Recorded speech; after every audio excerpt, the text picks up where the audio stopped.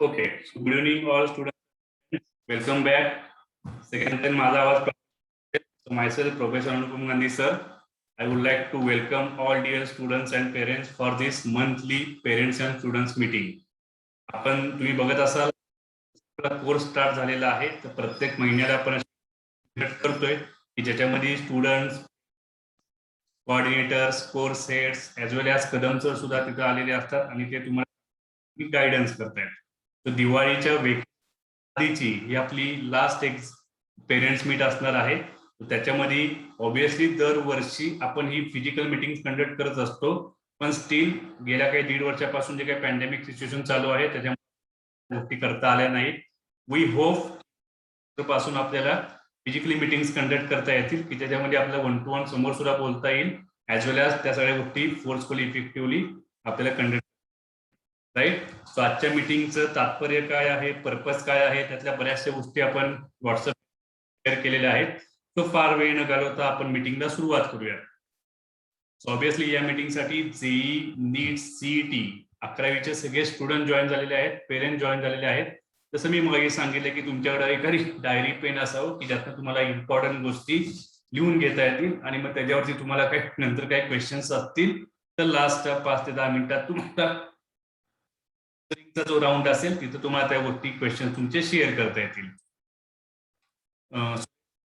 I will share 1 PPT. जर एक meeting प्रमाणे आपण पीपीटी द्वारे कम्युनिकेट करत असतो तर पीपीटी मध्ये बऱ्याचशा गोष्टी तुम्हाला बोलता येतील, ऐकता येतील, त्यांना बऱ्याचशा गोष्टी तुम्हाला समजत जातील. काही पेरेंट्सचे हँड रेज होत आहेत. सगळ्यांपर्यंत माझा आवाज पोहोचतोय का व्यवस्थित?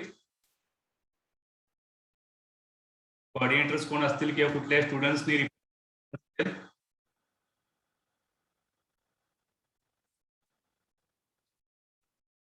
सो आय होप सगळ्यांपर्यंत आवाज प्रॉपरली पोहोचत असेल. ज्यांनी कोणी हँड रेज केलेले असतील ऍट द लास्ट स्टेज जे काय 5-10 मिनिटांमध्ये तुम्हाला त्या सगळ्या गोष्टी शेअर करता येतील आपल्याला. तिथे तुम्हाला क्वेश्चन्स विचारता येतील. चुकून कोणाचे हँड रेज झाले असतील तर तुम्ही स्वतःहून ते हँड्स डाऊन करू शकता तुमच्या सेटिंग मध्ये जाऊन.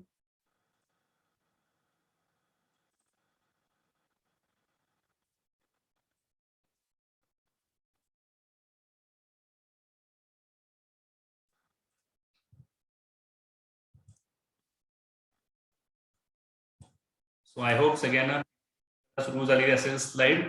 प्रत्येक मीटिंग सारखेच इन्स्ट्रक्शन्स की तुम्हाला मोबाईल आडवा पकडावा लागेल हॉरिझॉन्टल की जेणेकरून तुम्हाला स्लाइड्स प्रॉपरली दिसायला चालू होते.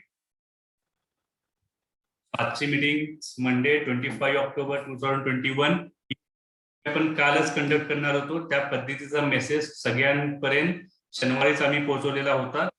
मीटिंग कंडक्ट करणार आहोत, पण काल जसा परत दुपारी आम्ही मेसेज टाकला की काही टेक्निकल इश्यूज आणि जी आपली जी फिनान्शियल असिस्टन्स स्कीम आहे तर त्याच्या रिलेटिव्ह तिथं रिप्रेझेंट करणार आहेत. तर ते रिप्रेझेंटेटिव्ह काल नव्हते, थोडेसे टेक्निकल रिझन्स होते, त्यामुळे आपण कालची मीटिंग आज शिफ्ट केलेली आहे. Right. So let start this. Obviously today's agenda that we already हा आपण शेअर केला होता ग्रुप अकॅडमिक रिव्ह्यू, त्या रिलेटेड आपल्याला बोलावं लागेल. आफ्टर दॅट कदम सरांचं होणार गायडन्स तिथं तुम्हाला ते सर करतील. Then Diwali vacation working plan वरती आपण बोलणार आहे. After that financial assistance scheme की जे फी स्ट्रक्चरच्या रिलेटेड काय काय आपल्याला नवीन रिक्वायरमेंट्स लागणार आहेत त्याबद्दल आपण सगळ्या गोष्टी शेअर करणार. अकॅडमिक रिव्ह्यू याच्यावरती आपण आता जाऊया. त्यातला मोस्ट ऑफ द पार्ट जो आहे तो आपण लास्ट मीटिंग मध्ये शेअर केला होता, त्यातनंच तो पुढे आलेला आहे. For example completed syllabus, JEE बॅचचा कुठले कुठले चॅप्टर्स कम्प्लीट झालेले आहेत बघायला मिळते. मॅथमॅटिकल टूल्स वेक्टर पासून ते तुम्हाला कायनेमॅटिक्स मधले NLM friction and circular motion इथपर्यंत चॅप्टर्स त्यांचं कव्हरेज होत आलेलं आहे. केमिस्ट्रीला मोल कन्सेप्ट, मॉडर्न पिरियडिक टेबल आणि सध्या त्यांचा ऑर्गॅनिक मधला आयुपीसी नॉमेनक्लेचर मध्ये आहे. मॅथमॅटिक्स मध्ये modulus, logarithm, quadratic and sequence series working मध्ये आहे. जेईच्या बॅच मधल्या स्टुडंट्सना याची कल्पना आहे, पेरेंटला असावी की काय काय चॅप्टर चालू आहे. सो त्यासाठी आपण या सगळ्या गोष्टी तुम्हाला एक्सप्लेन करतोय. अशा पद्धतीने टेस्ट कंडक्ट झालेले आहे मागच्या मीटिंग पासून पुढे, म्हणजे आता ऑक्टोबर महिन्यातले टेस्ट तुम्हाला बघायला मिळतात. 3 ऑक्टोबर जो फर्स्ट संडे होता तिथे वीकली मीटिंग कंडक्ट केलेली होती. 10 ऑक्टोबरला परत वीकली मीटिंग, ज्याला आपण फोर्टनाईट टेस्ट म्हणतो, 17 ऑक्टोबरला जो 3rd वीक होता, 3rd संडे, तेव्हा आपण बोर्ड एक्झाम कंडक्ट केलेली होती as per our decided plan. आणि कालच 24 ऑक्टोबरला त्यांची क्युम्युलेटिव्ह एंट्रन्स एक्झामची टेस्ट झालेली आहे की ज्यात बऱ्यापैकी त्यांचा परफॉर्मन्स समोर आलेला आहे. आणि मग आता पुढच्या ज्या काही पुन्हावरती कशा पद्धतीने वर्किंग करून घ्यायचं आहे याच्यावरती आता कोर्स करतायत. स्टुडंटना सुद्धा त्यांचे plus points, limitations, negative points सुरू झालेले आहेत. त्यांना ही गोष्ट आता समजलेली आहे की आपल्याला जर कुठल्याही बॅचचा स्टुडंट असू दे किंवा नीट, नक्की कुठल्या पार्टवरती मला काम करायचंय आणि माझ्याकडनं कुठल्या मिस्टेक्स वारंवार की जेणेकरून रेग्युलर टेस्ट आणि क्युम्युलेटिव्ह टेस्ट याच्यामध्ये मला कशा पद्धतीने स्कोर राईज करता येईल या रिलेटेड मी पुढे जाऊन आपण बोलणारच आहे. प्रत्येक स्टुडंट्स कडनं आपण टेस्टचं अनालिसिस मागवतोय, आपण वर्किंग करतोय आणि ते फॅकल्टीकडे जाऊन मग फॅकल्टी आणि कोऑर्डिनेटर्स त्याच्यावरती डिस्कस करून मग त्याच्यावरती ग्रुप वाईज प्लॅनिंग आता सुरू झालेलं आहे की ते दिवाळीनंतर आपण चालू करणार आहोत. दिवाळी काय असणार आहे तर practice state completed chapters on test करता. आता जे काय तुमचे जेईच्या बॅचेसचे चॅप्टर्स झालेले असतील त्याच्या रिलेटेड काही तुम्हाला प्रॅक्टिससाठी क्वेश्चन प्लस टेस्ट असे प्रोव्हाइड केले जातील. ते ऑलरेडी सगळी सॉफ्ट कॉपी मध्ये प्रोव्हाइड केले जातील. ते तुम्हाला क्वेश्चन घ्यायचे, सॉल्व्ह करायचे त्या वेकेशन मध्ये आणि तिथंच लगेच तुम्हाला सोय केली जाणार आहे. Right. Chapter wise question bank of NTA अबायस. सो NTA म्हणजे नॅशनल टेस्टिंग एजन्सी यांनी जे काय आपल्याला त्याच्या चॅप्टर तयार केलेले आहे ते क्वेश्चन तुम्हाला सॉल्व्ह करायचे की जेणेकरून तुमचं प्रिपरेशन कुठल्या लेवलला झालेलं आहे तुमचं तुम्हाला समजेल. आपल्या दिवाळीनंतर कुठं कुठं अपडेट्स करायचे आहेत त्याच्यावरती आपल्याला वर्क करता येईल. राईट. सो हा झाला जेईच्या स्टुडंटसाठीचा प्लॅन. या प्लॅनमध्ये कुणाला डाऊट्स असतील तर तुम्ही इंगोले सर किंवा मला कधीही भेटा, त्याच्यावरती आपण त्याच्यावरती डिस्कशन करूयात. 11वी NEET batch syllabus status.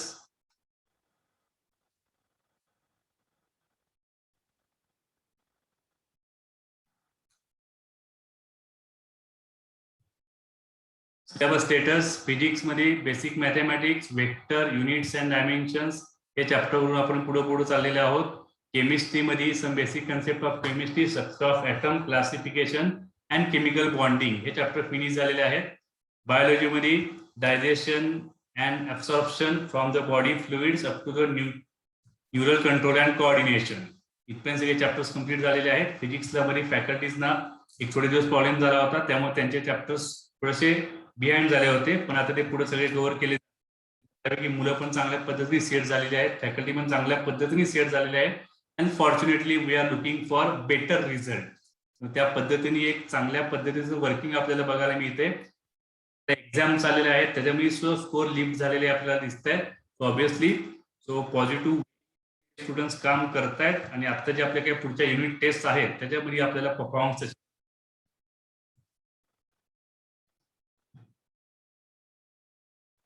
Taste plan October मध्ये 3 ऑक्टोबरला वीकली टेस्ट त्यांची झाली एंट्रन्सची, 10 ऑक्टोबरला फोर्टनाईट टेस्ट झाली, 17 तारखेला परत वीकली टेस्ट त्यांची झाली होती आणि काल 24 ऑक्टोबर स्टुडंटचा बोर्डची एक्झाम झालेली आहे की जेणेकरून त्यांना युनिट टेस्टचं जे काय प्रिपरेशनची प्रॅक्टिस म्हणून लास्ट संडेला त्यांची आपण कालच्या संडेला एक्झाम कंडक्ट केलेली होती.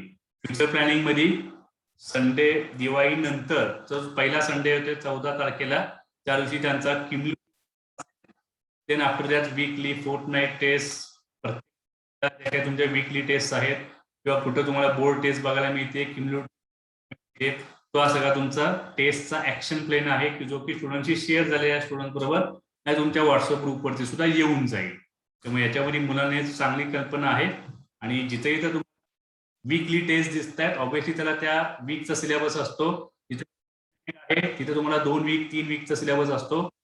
तुम्हाला क्युम्युलेटिव्ह एक्झाम दिसते तुम्हाला ऑब्विसली त्यात तुमचा 1 महिन्याचा सिलेबस असेल. जात जात जे मागचे चॅप्टर्स असतात ते तिथे इन्सर्ट केले जातात की जेणेकरून मागच्या आपला थोडा वेळ तिथे दिला गेला पाहिजे. पुढे जात जात पुढचं सगळं चांगलं विसरत जायचं असा प्रकार तिथं होऊ नये. त्यामुळं प्रत्येक महिन्याची जी क्युम्युलेटिव्ह एक्झाम असेल त्याच्यावरती स्टुडंट्सना एक परफॉर्मन्स बेस्ट 100% लेवलनी द्यावा लागेल.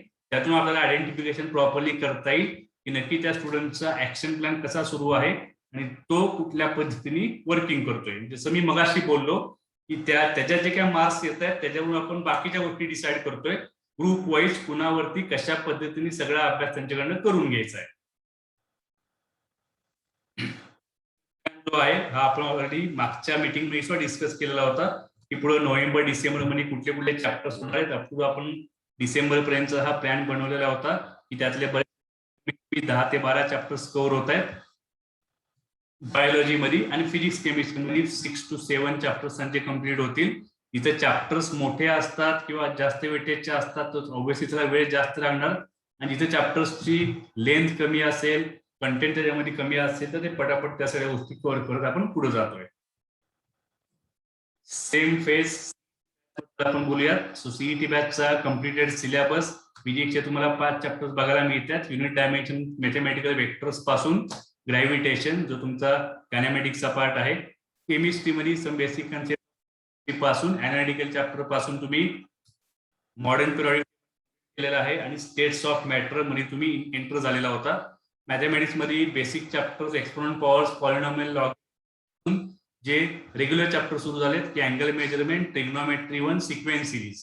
करंटली तुमचा ट्रिग्नोमेट्री 2 हा चॅप्टर रनिंग मध्ये आहे, आणि आज पण तुमचा तसे सगळे चॅप्टर्स रनिंग मध्ये होते, आणि ते पुढच्या 1-2 दिवसामध्ये तो चॅप्टर सुद्धा कव्हर होऊन जाईल. तुम्ही लेक्चर्स अटेंड केले की ऑटोमॅटिकली तुमचं ट्रिग्नोमेट्रीची सुद्धा रिव्हिजन होत राहणार आहे. ट्रिग्नोमेट्री 1 ची connected biology, living world, systematic of living organism up to the cell structure and organisation, right.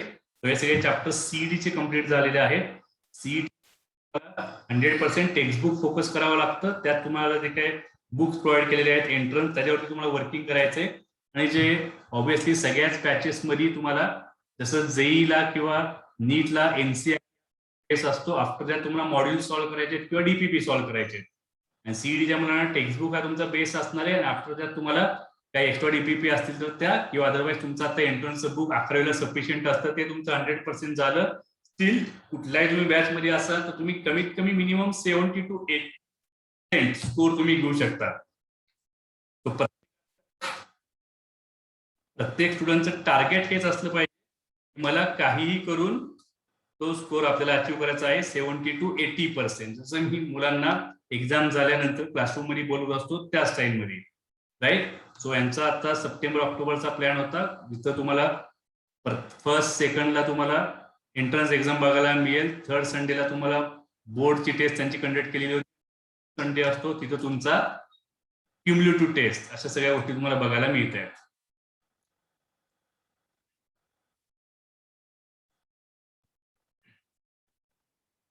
Right. So आता most communicated that is unit test schedule, म्हणजे आता जे आपण युनिट टेस्ट मुलांसाठी लावलेली आहे ती कशा पद्धतीने आहे याचा ऑलरेडी मेसेज तुमच्यापर्यंत सगळ्यांपर्यंत क्लासरूम मध्ये दिलेला आहे. व्हॉट्सअपवरती तो शेअर झालेला आहे की 28, 29, 30 या 3 युनिट टेस्ट हा एक्झाम कंडक्ट करतोय. ऍक्च्युली ही सिस्टीम रन झालं असतं त्याला आपण नाव दिलं असतं, पण स्टील युनिट टेस्ट आधी न झाल्यामुळे त्याला आपण युनिट टेस्ट असे नाव देतोय. पण 50 मार्कची टेस्ट आहे, म्हणजे ऍज कम्पेअर्ड टू त्याला तुम्ही सेमिस्टर म्हणलं तरी, राईट. सो ऑब्व्हियसली गुरुवार, शुक्रवार, शनिवार फिजिक्स, केमिस्ट्री, मॅथमॅटिक्स, मॅथ्स आणि बायोलॉजी तुमचा जो सब्जेक्ट्स आहेत तर तुमचे 30 तारखेला संपतील, आणि त्यांचं जे काही टाइम टेबल आहे ते डेरेसने तुम्हाला आजच ग्रुपवरती शेअर केलेलं आहे प्रत्येकाला, ते तुम्ही नीट बघून घ्या. अकॉर्डिंग टू दॅट तुम्हाला तुमचा सेल्फ स्टडीचं टायमिंग आणि बाकी सगळं टायमिंग तुम्हाला मॅच करता येईल. Bifocal subject status, electronics, CS, IT, English, geography, भूगोल या सगळ्यांचे 2-2 चॅप्टर्स कम्प्लीट झालेले आहेत. क्लासरूम मध्ये ते आपण सगळे कम्प्लीट करून घेतो. दिवाळीवरून आल्यानंतर त्यांचे रेग्युलर क्लासरूम परत चालू होऊन जातील, आणि मग त्या सब्जेक्टच्या रिलेटेड जे काही एक्झाम्स असतील त्या आपण आफ्टर दिवाळी कंडक्ट करणार आहोत. कम्प्लीट झाल्यानंतर जेव्हा 3-4 चॅप्टर तुमचे कम्प्लीट होतील, after that we will conduct bifocal lectures exam, right. Most weighted concept that is Diwali. बऱ्याच जण याच्यावरती क्वेश्चन्स होता, टेंटेटिव्ह जे काही आपण डिस्कशन ज्यांना फार लवकर होतं त्यांच्याशी आपण शेअर की आताच आपण बघितलं 28, 29, 30 3 दिवस तुमच्या एक्झाम चालणार आहे. ऑब्व्हियसली 30 तारखेपासून म्हणजे आपण पकडणारे की 31 तारखेपासून तुमचं वेकेशन स्टार्ट होते, Diwali vacation up to the 9 November पर्यंत. हॉस्टेलच्या मुलांना 10 नोव्हेंबरला रिपोर्टिंग असेल हॉस्टेलला, म्हणजे ऑब्व्हियसली 10 नोव्हेंबर हा सुद्धा सुट्टीचा दिवस झाला तुमचा, आणि 11 नोव्हेंबर पासून स्टार्ट होणार आहे. ऑब्व्हियसली दिवाळी त्या ज्या वेकेशनच्या वेळेला कुणालाही एकही दिवस कसलाही एक्सक्यूज दिला जात नाही. 10 नोव्हेंबरला रिपोर्टिंग हे कंपल्सरी पाहिजेच आहे. ते तिथं नाही झालं तर you are eligible for penalty, right. तिथं जो काय तुमचा पेनल्टी किंवा फाईन होईल, कारण 11 तारखेपासून क्लासरूम लेक्चरचे कंपल्सरी. 11 तारखेला कोणतरी सकाळी येतो तशी पण गोष्ट चालणार नाही. 10 तारखेला तुम्हाला यायचे, सेटल व्हायचे, तर मग तुम्ही 11 तारखेला विथ प्रॉपर लेक्चर्स आपण चालू करू शकतो, राईट. मॉर्निंगला लेक्चर्स असणार आहेत. त्यात परत काही म्हणजे पळवाटा नको की बाबा आम्ही सातारचे आहोत, जवळचेच आहोत, सांगलीत किंवा फार जवळचे राहते, पुण्यातले आहोत, आम्ही सकाळी पोहोचतोय, तसा कुठलाही सीन नको. You have to read right 10 November. 11 तारखेपासून सगळे होतील. 14 तारखेचा जो संडे असेल तो पण वर्किंगचा असेल, म्हणजे 14 तारखेला कुठल्याही वेगळी एक्झाम डिक्लेअर केलेली आहे, पण बाकी जेई आणि सीईडीचे लेक्चर्स रेग्युलर होतील, त्यामुळे कुणी त्याचा प्रयत्न करू नका, राईट. और you will be eligible for penalty. तर ऑलरेडी दिवाळीची वेकेशन आपण फार मोठी, त्याचा तुम्ही प्रॉपर एन्जॉय करा. देन सॅटिस्फॅक्शननी तुम्हाला त्या डेटला 10ला म्हणजे 10ला रिपोर्टिंग करायचे. स्टुडंट्स असतील, तुम्ही कुठं बाहेर जाणार असताल तरी पण तुम्हाला यावं लागेल. 11 तारखेला बाय डिफॉल्ट प्रत्येक जण लेक्चरला पाहिजे, कुणालाही एक्सक्यूज नाही, हॉस्टेल स्टुडंट्सला पण नाही आणि लोकल स्टुडंट्सला पण नाही. दिवाळीच्या करायचं आहे तर तुम्हाला एक प्रोजेक्ट कम्प्लीट करायचा आहे, तो पटकन बघून घ्या. याचे सॅम्पल कॉपीज आपण ग्रुपवरती सुद्धा टाकूया. तुम्हाला तुमच्या करिअरमध्ये काय काय करायचं आहे याचे एक 2-3 ऑप्शन समोर घ्या. फॉर एक्झाम्पल एका स्टुडंटनी बनवलेलं की त्याला बाबा किंवा एअरफोर्स मध्ये जायचं आहे, मग त्याचे कुठे कुठे कॉलेजेस आहेत, कुठं आपल्याला ऑपॉर्च्युनिटी तिथं क्रिएट राहणार आहे, तुम्हाला करावं लागतील. इंजिनिअरिंग करायचं असेल, कुठं कुठं करायचं, कुठल्या ब्रँचेस मध्ये करू शकतो मी, त्याचा पुढे स्कोप काय आहे, की मेडिकलला टार्गेट करताय तुम्हाला नक्की काय काय बनायचंय, मग त्याला स्कोप काय आहे, कुठं कॉलेज आहे, पुढे जाऊन मला कुठं, अशा पद्धतीने एक तुम्हाला हा बनवायचा आहे प्रोजेक्ट. ह्याच्यावरती आपण एक्झामच्या लास्ट की तुम्हाला असं असं करायचं असेल आणि त्या पद्धतीने आपल्याला वर्किंग वाईज पुढे जायचंय, राईट. मुद्दाम तुम्ही हा पॉईंट लिहून ठेवा की तुम्हाला ज्याच्यात करिअर करायची इच्छा आहे 3 ते 4 ऑप्शन्स किंवा कमीत कमी मिनिमम समोर घेऊ शकता, आणि त्याच्यावरती तुम्हाला करिअरचा एक प्रोजेक्ट बनवायचा आहे. या प्रोजेक्टला तुम्हाला मार्क्स असतील, इंटरनल मार्क्स म्हणून ते रेकॉर्ड केले जातील, आणि आफ्टर दॅट जे तुम्हाला 11ची अॅन्युअल एक्झाम आहे त्या प्रोजेक्टचे मार्क्स तिथे ते कन्सिडर केले जातात, right. It is sufficient for today's, कारण पुढे जाऊन आपल्याला कदम सरांचं गायडन्स सुद्धा तुम्हाला घ्यायचं आहे, आणि ऍज वेल एज जे सगळ्यात महत्वाची गोष्ट आहे that is financial assistance scheme. त्याच्याबद्दल आपण ते गेस्ट आलेले आहेत, तर ते पण तुम्हाला बँक रिप्रेझेंटेटिव्ह तुम्हाला त्याच्यावरती प्रॉपर वेनी गायडन्स करतील. So I would like to welcome professor Nitin doctor Kadam sir. So good evening sir, can you hear me properly? So sir एक 2 मिनिटात जॉईन होतील. I would like to welcome Professor Dr. Nitin Kadam sir for this meeting, and students and parents are waiting for your valuable guidance before Diwali vacation. So sir 2 मिनिटात join होत आहेत. तोपर्यंत आता आपण बोलत होतो त्याच्यावरती मी थोडासा रिवाइज करतो की आजच तुम्ही ग्रुपवरती पाहिलेलं असेल की कालची जी संडेला एक्झाम झाली त्याच्यामध्ये नीट बॅचची तर बोर्ड एक्झाम होती. सो त्यांच्यामध्ये आपल्याला चांगले तसे अपडेट्स बघायला मिळत आहेत. पण आता काल जो क्युम्युलेटिव्ह एक्झाम झालेली आहे सीईटी बॅचची आणि जेई बॅचची, तर जेई बॅच तुम्ही बघितलं असेल की साहिलला 216 स्कोर आलेला आहे, अतिशय चांगला स्कोर आहे की त्याने 200 क्रॉस केलेला आहे. 154 स्कोर, आदर्शला 139 स्कोर आहे, यशला 138 स्कोर आहे, दीपला 125 स्कोर आहे. सो स्कोर लास्ट जर तुम्ही क्युम्युलेटिव्ह एक्झाम बघितली असेल मागच्या महिन्याची, त्याच्यामध्ये स्कोर राईज केलेला आहे की दॅट इज गुड.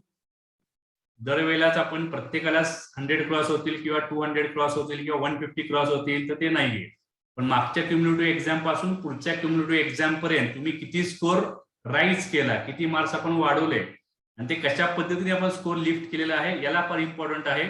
तो जर तुमचा ग्राफ रायझिंग असेल तर मग तुम्ही प्रोग्रेसिव्ह लेवलला आहात आणि you will reach up to the proper score, right, up to the final exam.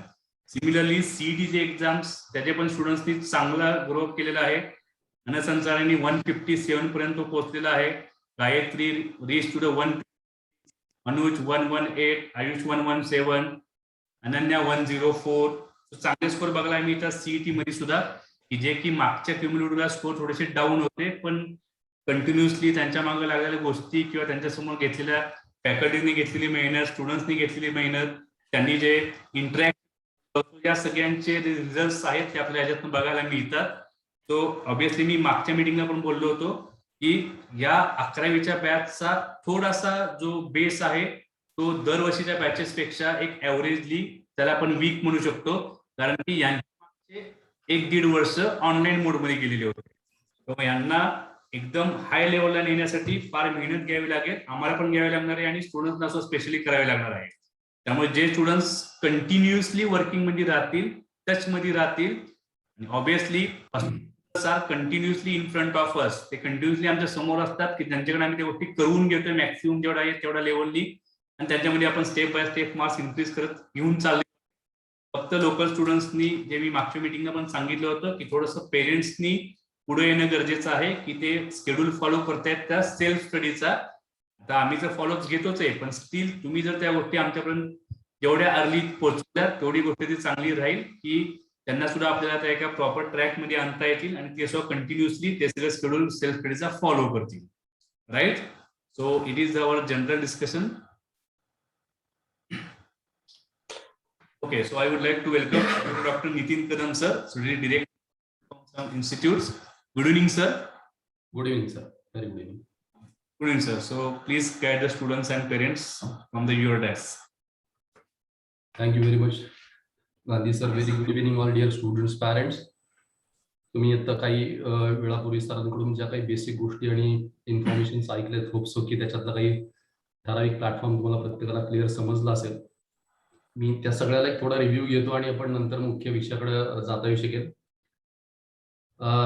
गेले 3 ते 5 महिन्यांपासून 11वीचा हा सगळा सेशन चालू आहे आणि काही मुलं एक 5 महिन्यापासून जॉईन आहेत, काही 3 महिन्यापासून, आणि काही आता ऑक्टोबरच्या अगदी ऑफलाईन मोड सुरू झाला त्याच्यापासून जॉईन आहेत. त्यामुळे वेगवेगळ्या टप्प्यावर तुम्ही सगळे जॉईन झालेले विद्यार्थी किंवा कनेक्टेड पालक असं पण म्हणूया, त्या सगळ्यामध्ये नक्की मुलांच्या डेव्हलपमेंटमध्ये आमच्या दृष्टीनं मुलं फिल्टर होणं आणि एका लेअरपर्यंत येणं हे खूप महत्वाचं टास्क होतं, आणि त्याच्यातल्या एक 30-40% टास्क पर्यंत मी आता पोहोचलं असं म्हणायला हरकत नाही, की ज्या टास्कमध्ये मुलांना समजून घेणं आणि मुलांची एक लेवल कळणं. 2 प्रकारे आहेत, एक तर मुलं फिजिकली मॅच होणं, देन मुलं सायकोलॉजिकली मॅच होणं, त्याच्यानंतर अकॅडमिक मॅच होणं, अशा 3 स्टेजेस आहेत.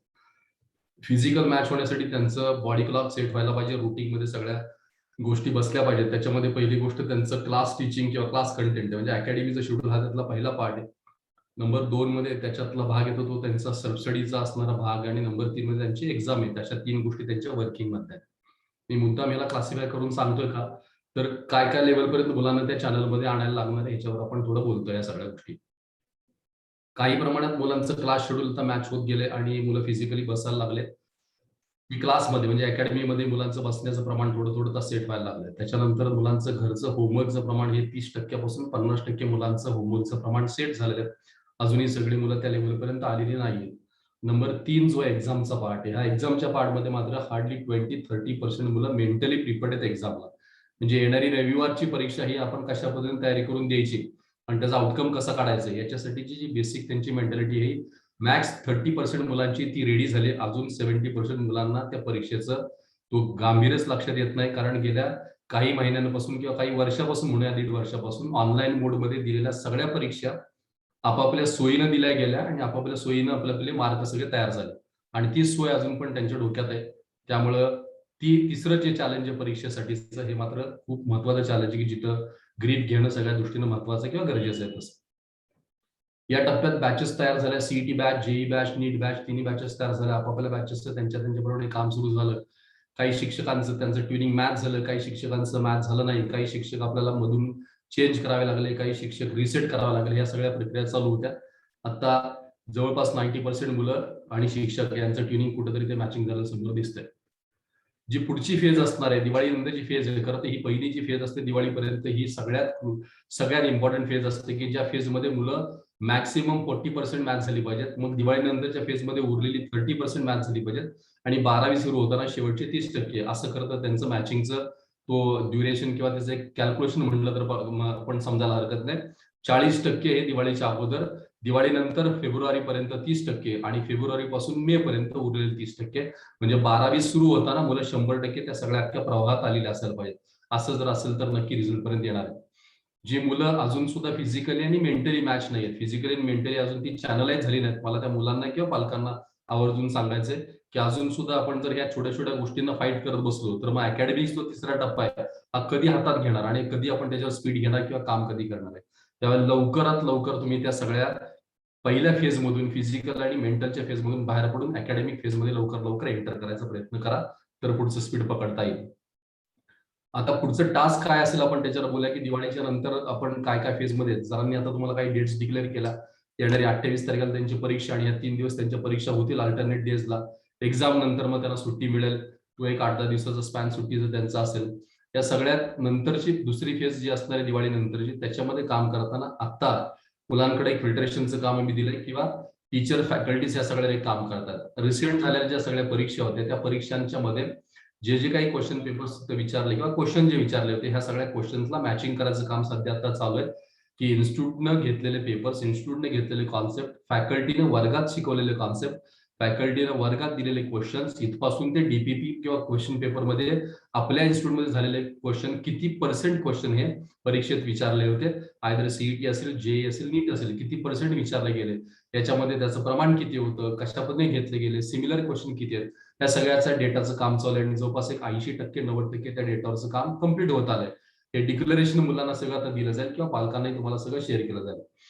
हे सांगण्याचा, देण्याचा उद्देश हा एवढा महत्वाचा असेल किंवा कारण त्याचं असेल की ज्यावेळेस मुलांना लक्षात येईल की 50 प्रश्नांपैकी 12, 15, 20, 22 प्रश्न हे आयदर सिमिलर किंवा सरांनी घेतलेल्या प्रश्नांच्या पैकी प्रश्न येत आहेत, त्यावेळेस त्या प्रत्येक विद्यार्थ्याचा त्या शिक्षकांच्या प्रत्येक नोट्सवर विश्वास बसणार आहे, त्यांच्या कंटेंटवर, म्हणजे क्लासरूमवर विश्वास बसेल आणि तो जर बसला तरच मुलं तेवढ्या सिरियसली करायला लागतील. का तर याला पर्याय बऱ्याच वेळा ऑनलाईन मुलांना प्लॅटफॉर्म तयार झाल्यामुळे मुलं मल्टी ऑप्शन्स मध्ये सगळे इन्व्हॉल्व आहेत तिथं आणि तो डोक्यातनं थॉट अजून त्यांच्या जात नाही तिथं.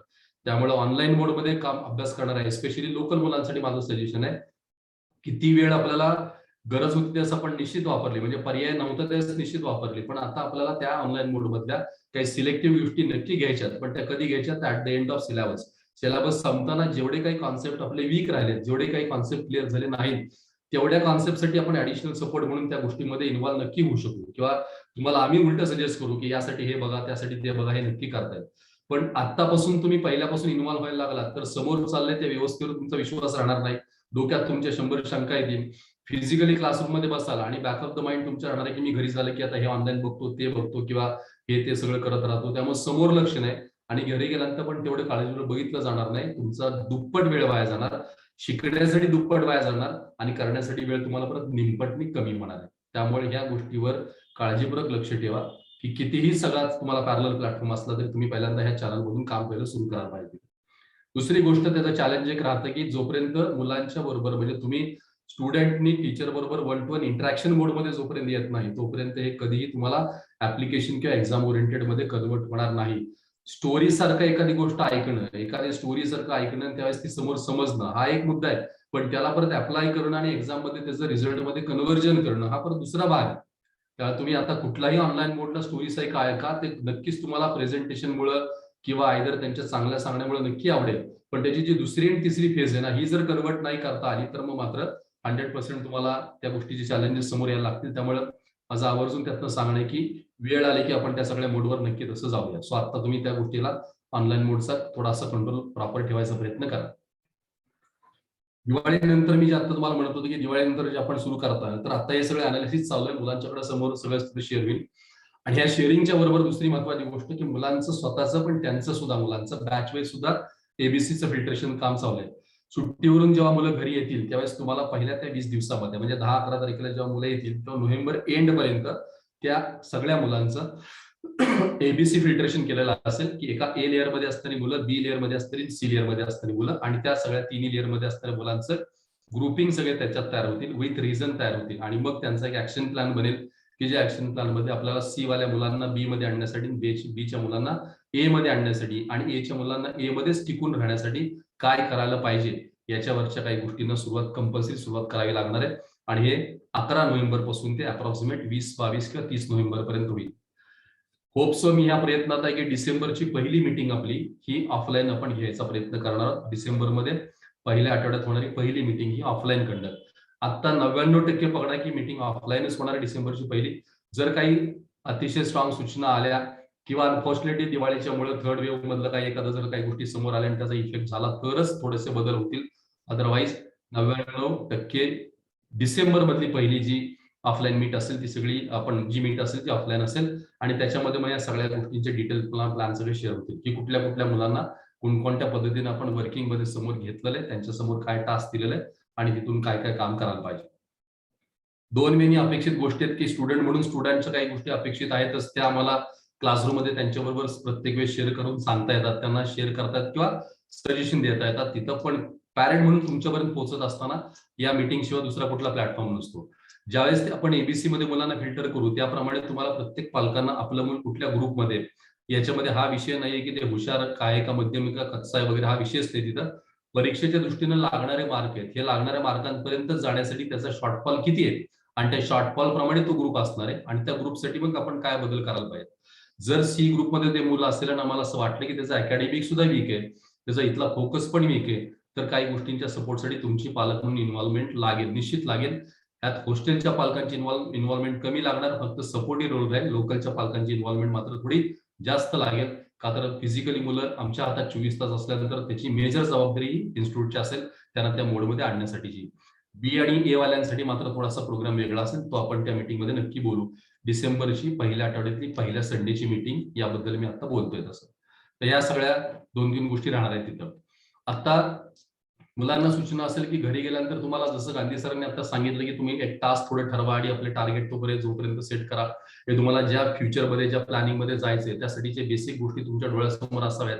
फॉर एक्झाम्पल तुम्ही मेडिसिन मध्ये करिअर करणार असाल तर मेडिसिन मधलं स्पेसिफिक टार्गेट तुम्ही पक्क डोक्यात ठेवा की मला आयदर ॲलोपॅथीतच करिअर करायचंय, म्हणजे एमबीबीएसच व्हायचंय, किंवा ॲटेनिकॉस मला डेंटिस्ट मध्ये करिअर करायचं, आयुर्वेदात करायचं, व्हॉट एव्हर जे असेल ते ठरवा आणि त्याच्यामधल्या काही थोड्या थोड्या गोष्टी शोधायचा प्रयत्न करा की त्याच्यातले जॉब रूल्स आहेत, ऑब्जेक्टिव्ह आहेत, रिस्पॉन्सिबिलिटीज आहेत, ते शोधा आणि ते लिहायचा प्रयत्न तुम्ही निश्चित करा. इंजिनिअरिंगला असणाऱ्या मुलांसाठी सजेशन आहे की तुम्ही तुमची ब्रँच सेट करणं खूप महत्वाचं आहे. त्या ब्रँचचे काही ग्रुप तरी थोडेसे सेट करायचा प्रयत्न करा, ब्रँचचे ग्रुप सेट करायचा प्रयत्न करा. म्हणजे काय तर त्याच्याबद्दल डिसेंबरच्या मीटिंग मध्ये मी अजून खोलवर सांगेन, पण एक बेसिक म्हणून सांगतो. ऍडमिशन प्रक्रियेमध्ये पण बोललेलो होतो. इंजिनिअरिंग मध्ये जसं महाराष्ट्रात एक 70-75 ब्रँचेस आहेत, त्याचे काही ग्रुपचा विचार आपण करू शकतो. टेक्निकल ब्रँचेस आहेत, एक ग्रुप आहे, नंतर इंडस्ट्रियल ब्रँचेस आहेत, केमिकल बेस आहेत, त्याच्यानंतर कम्प्युटर बेस आहेत. जसं इंडस्ट्रियल ब्रँचेसच्या ग्रुपमध्ये मेकॅनिकल, प्रोडक्शन आहे, सिव्हिल आहे, इन्स्ट्रुमेंटेशन आहे, ह्या सगळ्या ब्रँचेस येतील. टेक्निकलमध्ये इलेक्ट्रिकल, EITC, इलेक्ट्रॉनिक्स हे ब्रँचेस येतील. कम्प्युटरमध्ये computer science, computer engineering, AI, artificial intelligence आहे, त्याच्याबरोबर IT ह्या सगळ्या ब्रँचेस येतील. त्याच्यानंतर केमिकलमध्ये केमिकल, पेट्रोकेमिकल, पॉलिमर ह्या ब्रँचेस येतील. असे सगळे ग्रुपिंग आहेत. तर तुम्ही कुठला तरी ग्रुप डिसाईड करणं आवश्यक आहे की मला कुठल्या ग्रुपमध्ये इंटरेस्टेड आहे आणि त्या ग्रुपशी कनेक्टेड मिनिमम 3 ते मॅक्सिमम 5 ब्रँचेस बद्दलची माहिती काढायला तुम्ही सुरुवात करा. Minimum 3 to maximum 5. काही मुलांना ते कन्फ्युजन असू शकेल की मला ह्यातला एक ग्रुप वाटतोय, त्यातला एक म्हणजे एक मेकॅनिकल पण वाटतंय, कम्प्युटर पण वाटतंय, केमिकल पण वाटतंय वगैरे, हे पण तुम्हाला वाटायची शक्यता. सगळे व्हॉट एव्हर जे तुम्हाला वाटते ते सगळं तुम्ही ऍज इट इज चालू ठेवा, काहीच हरकत नाही. मिनिमम 3 टू मॅक्सिमम 5 ब्रँचेसची इन्फॉर्मेशन काढा. पुन्हा त्या इन्फॉर्मेशन मध्ये हीच गोष्ट असेल, ब्रँच काय, त्याच्यात काय जॉब प्रोफाईल असेल, रोल काय, रिस्पॉन्सिबिलिटीज काय, करिअर ऑप्शन्स काय आणि मग फ्युचर काय असेल, विथ पॅकेज वगैरे सगळ्या गोष्टी तुम्ही काढू शकाल. हे शोधणं खूप गरजेचं असणार आहे. याला एक सपोर्टिव्ह प्लॅन जो आपण करतोय आता, सगळ्यांच्या फिंगरप्रिंट्स घ्यायचं काम चालू आहे. 70-80% मुलांच्या होप्स झाल्या असतील, 10-20% मुलांच्या तुम्ही घरी जायच्या अगोदर फिंगरप्रिंट्स होतील. दिवाळीनंतर त्याचे काउन्सिलिंग प्रोग्राम सगळे स्टार्ट होतील. अप टू 2-2.5 महिने लागतील त्या काउन्सिलिंगला तिथं, की ज्याच्यामध्ये तुमचं करिअर प्लॅन, त्याच्यामध्ये तुमची ऑब्जेक्टिव्ह म्हणजे असणारी ब्रँच, या सगळ्याला आपण सायंटिफिक बेसवर इन्फॉर्मेशन देऊ शकू की त्या विद्यार्थ्याचा बेस काय, नक्की त्याची कपॅसिटी काय, हा त्या फील्डला मॅच होतोय का, त्यातल्या कुठल्या ब्रँचला मॅच होतोय, हे सगळं अतिशय सायकोलॉजिकल बेस तुमच्या समोर मांडलं जाईल. त्याला मिनिमम 2 महिन्याचा कालावधी लागेल. 2 ते 3 काउन्सिलर याच्यावर काम करतील आणि तुम्हाला ती सगळी माहिती अपडेट होऊन कळू शकेल तिथं. म्हणजे असं गृहीत धरा की 11वीच्या डेडलाईन पर्यंत म्हणजे भारतभर फेब्रुवारीच्या पर्यंत आपण असं समजूया की प्रत्येक विद्यार्थ्याला त्याचं फ्युचर हे काहीतरी प्रमाणात हे दिसलं पाहिजे, दिसायला असलं पाहिजे तिथं की मला नक्की कशात फ्युचर करायचं, काय करायचं. स्टुडंट जे जॉईन आहेत, मला तुम्हाला स्ट्रॉंग सजेशन आहे त्याच्यातलं की जोपर्यंत तुम्हाला आतून फील होत नाही तुमच्या कुठल्याही करिअरचा कुठलाही भाग, तोपर्यंत तुम्ही करणार नाही. आधीच चुकीच्या सवयी किंवा वेगळ्या सवयी परिस्थितीतून लागल्या आणि त्याच्यामध्ये जर आपण अजून पण त्याला स्ट्रॉंग कनेक्टिव्हिटी जर बनवली नाही तर उपयोग होणार नाही. आणि याला उत्तम पर्याय म्हणजे व्हिज्युअलाइज करणं. तुम्ही जोपर्यंत फ्युचर व्हिज्युअलाइज करत नाही, तोपर्यंत विजन व्हिज्युअलाइज करत नाही, तोपर्यंत तुम्हाला लक्षात येणार नाही. आणि जे ड्रीम जे डिझाईन होतं, म्हणजे आपण खूप फार काय टेक्निकल भाषेत बोलायला नको, पण काय करायचं हे जोपर्यंत तुमच्या डोक्यात येत नाही तोपर्यंत तिथपर्यंत तुम्ही पोहोचणं अवघड होणार आहे. म्हणून सारखं आम्हाला अपेक्षित आहे की तुम्ही हे डोक्यात घालायचा स्वतः प्रयत्न करा विद्यार्थ्यांनी की मला काय बनायचंय, काय करायचंय. आणि एकदा तुमचं विजन ठरलं, एकदा व्ह्यू ठरले, एकदा टार्गेट क्लिअर झालं की मग त्याला दुसरा भाग येतो त्याच्यासाठीच असणार काय. समजा एखाद्या विद्यार्थ्याला वाटतं की मला एक्स कॉलेजला जायचंय आणि हे माझं करिअर आहे तिथं, म्हणजे एखादा फ्युचर काय, एखाद्याला वाटलं मला एमबीबीएस करायचंय आणि बीजे मेडिकल मधून करायचं, तर एमबीबीएस बीजे मेडिकल हे त्याचं टार्गेट झालं. एखाद्याला वाटलं की मला इंजिनिअरिंग करायचं महाराष्ट्रातल्या सीओपीतून करायचंय किंवा मला आयआयटी मुंबईतून करायचंय, व्हॉट एव्हर कुठलाही काही गोष्टी असेल त्यांनी ठरवलं तिथं, तर ते कॉलेज हे त्याचं टार्गेट तयार झाल्यानंतर त्याला असणारी परीक्षा आणि मग त्या परीक्षेला असणारे त्या कॉलेजचे कट ऑफ आहेत की जे आता डिसेंबर पर्यंत सगळे कळतील. मग जर सीओएपी मधून तुम्हाला कम्प्युटर करायचं असेल तर सीईटी परीक्षा देत आहे तर 200 पैकी किती मार्क पाहिजेत हे डिसेंबर पर्यंत हायलाइट झालं असेल की 200 पैकी 180 मार्क ओपनच्या मुलाला पडले तर त्याला सीओपीला सीएस ला ऍडमिशन नक्की मिळणार आहे. आयआयटीत जायचं असेल तर मेन्स मध्ये हे क्वालिफाय झालं पाहिजे आणि ऍडव्हान्स मध्ये टोटल सगळ्यामध्ये रँक इतके आले तर ह्या कॉलेजला ह्या ब्रांचला मला ऍडमिशन मिळू शकेल. तसंच बीजेला जाण्यासाठी 720 पैकी किती मार्क पडले पाहिजे ते पिक्चर क्लिअर होणार आहे. एकदा ते आकडे तुमच्या डोळ्यासमोर आले की त्या आकड्यांचा हिशोब लावायचं गणित तुम्हाला कळलं पाहिजे. आणि एकदा तुम्ही ते हिशोब लावायला सुरुवात केली की जसं दिसतंय की 720 पैकी मला मिनिमम 600 मार्क पाहिजेत मी या ठिकाणी जायचं असेल तर, सो फॉर दॅट 600 मला 3 सब्जेक्टचं कॅल्क्युलेशन सेट करता आलं पाहिजे. मग बायोचे किती पाहिजेत, फिजिक्स मध्ये किती पाहिजेत, केमिस्ट्री किती पाहिजेत, आयआयटीत असेल किंवा सीईटी असेल, कुठल्याही जेईतला असेल तिथे तर मला त्या 300 पैकी फिजिक्स किती, केमिस्ट्री किती, मॅथ्स किती. आणि मग त्या प्रत्येकाचा हिशोब जेव्हा कळायला लागतो त्यावेळेस आपण प्रोफेशनल थॉट मध्ये येतो. जोपर्यंत तुम्ही त्या प्रोफेशनल थॉट मध्ये येणार नाही तोपर्यंत तुम्हाला ह्या करिअरचं कन्व्हर्जन दिसणार नाही.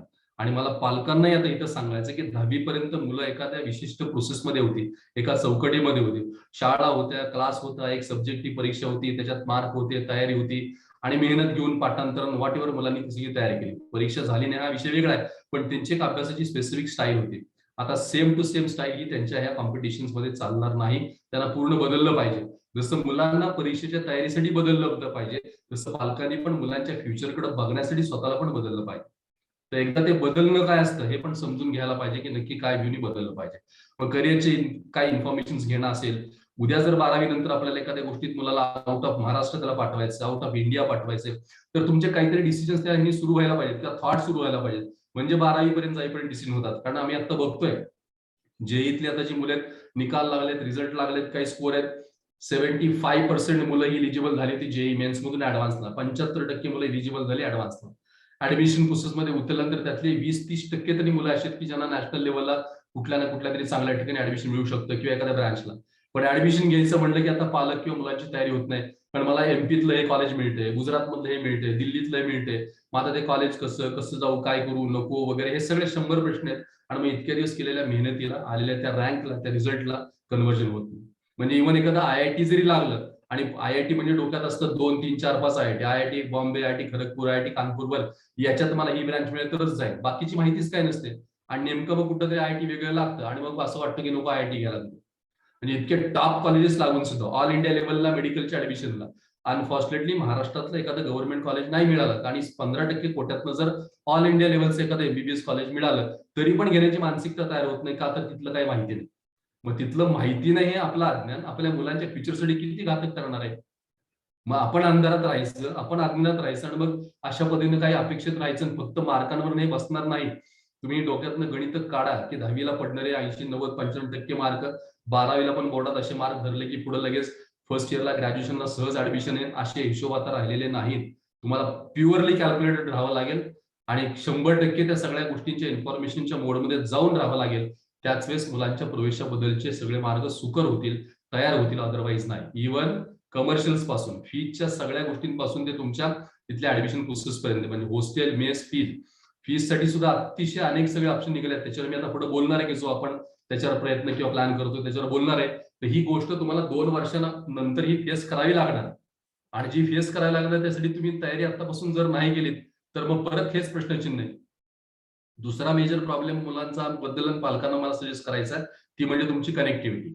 100% मुलांच्या बरोबरची कनेक्टिव्हिटी जर तुम्ही आता ती वीक केली, ती डिस्कनेक्ट झाली ना, तर 12वी नंतर मुलांच्या करिअर बद्दलचे निर्णय घ्यायला खूपच चॅलेंजेस समोर येणार आहेत. मग ते सगळं तुम्हाला डिपेंड राहावं लागेल अकॅडमीवर, त्यातल्या एखाद्या टीचरवर, एखाद्या कॉर्डिनेटरवर, माझ्यावर असं डिपेंड राहावं लागेल. मुलं आपली आहेत, आपल्या मुलांचं आयुष्य आणि भविष्य हे ठरवण्याचे सगळे अधिकार तुमच्याकडे आहेत.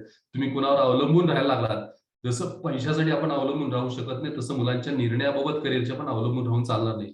तुम्ही इन्फॉर्मेशन घ्या, सगळ्या गोष्टीची माहिती घ्यायचा नक्की प्रयत्न करा, पण निर्णय हा पालक म्हणून तुमचा असायला पाहिजे. मेजर गॅप मला इथं असा दिसतोय की पालक आणि मुलांची कनेक्टेड नाही. एस्पेशली त्यातल्या त्यात मुलगा असेल तर जास्त नाही तिथं. मुलींच्या बाबत थोडी तरी कनेक्टिव्हिटी आहे, कारण मुलींचं घरात आईशी बोलणं होतं किंवा मे बी वडिलांशी होतं, त्याच्यामध्ये थोडे तरी चर्चेने विचाराने निर्णय होत आहेत. मुलांच्या बाबत हा मेजर ड्रॉबॅक किंवा शॉर्टफॉल दिसतोय की मुलं त्याच्या पद्धतीने त्याच्या मित्रांचं ग्रुप तयार करतात, आपापले निर्णय ठरवतात आणि मग निर्णय पालकांना ते अंमलात आणायला भाग पाडतात. ही परिस्थिती आहे. मग तुम्हाला ते पटू नाही तर न पटू, आणि मग ती वेळ येते तिथं क्लॅशेस याची वेळ येते तिथं, आणि मग आपल्याला खटकत असतं, दिसत असतं की अरे असं वागतोय तसं वागतोय, किंवा इथं गेल्यानंतर असं घडणार आहे तसं घडणार आहे.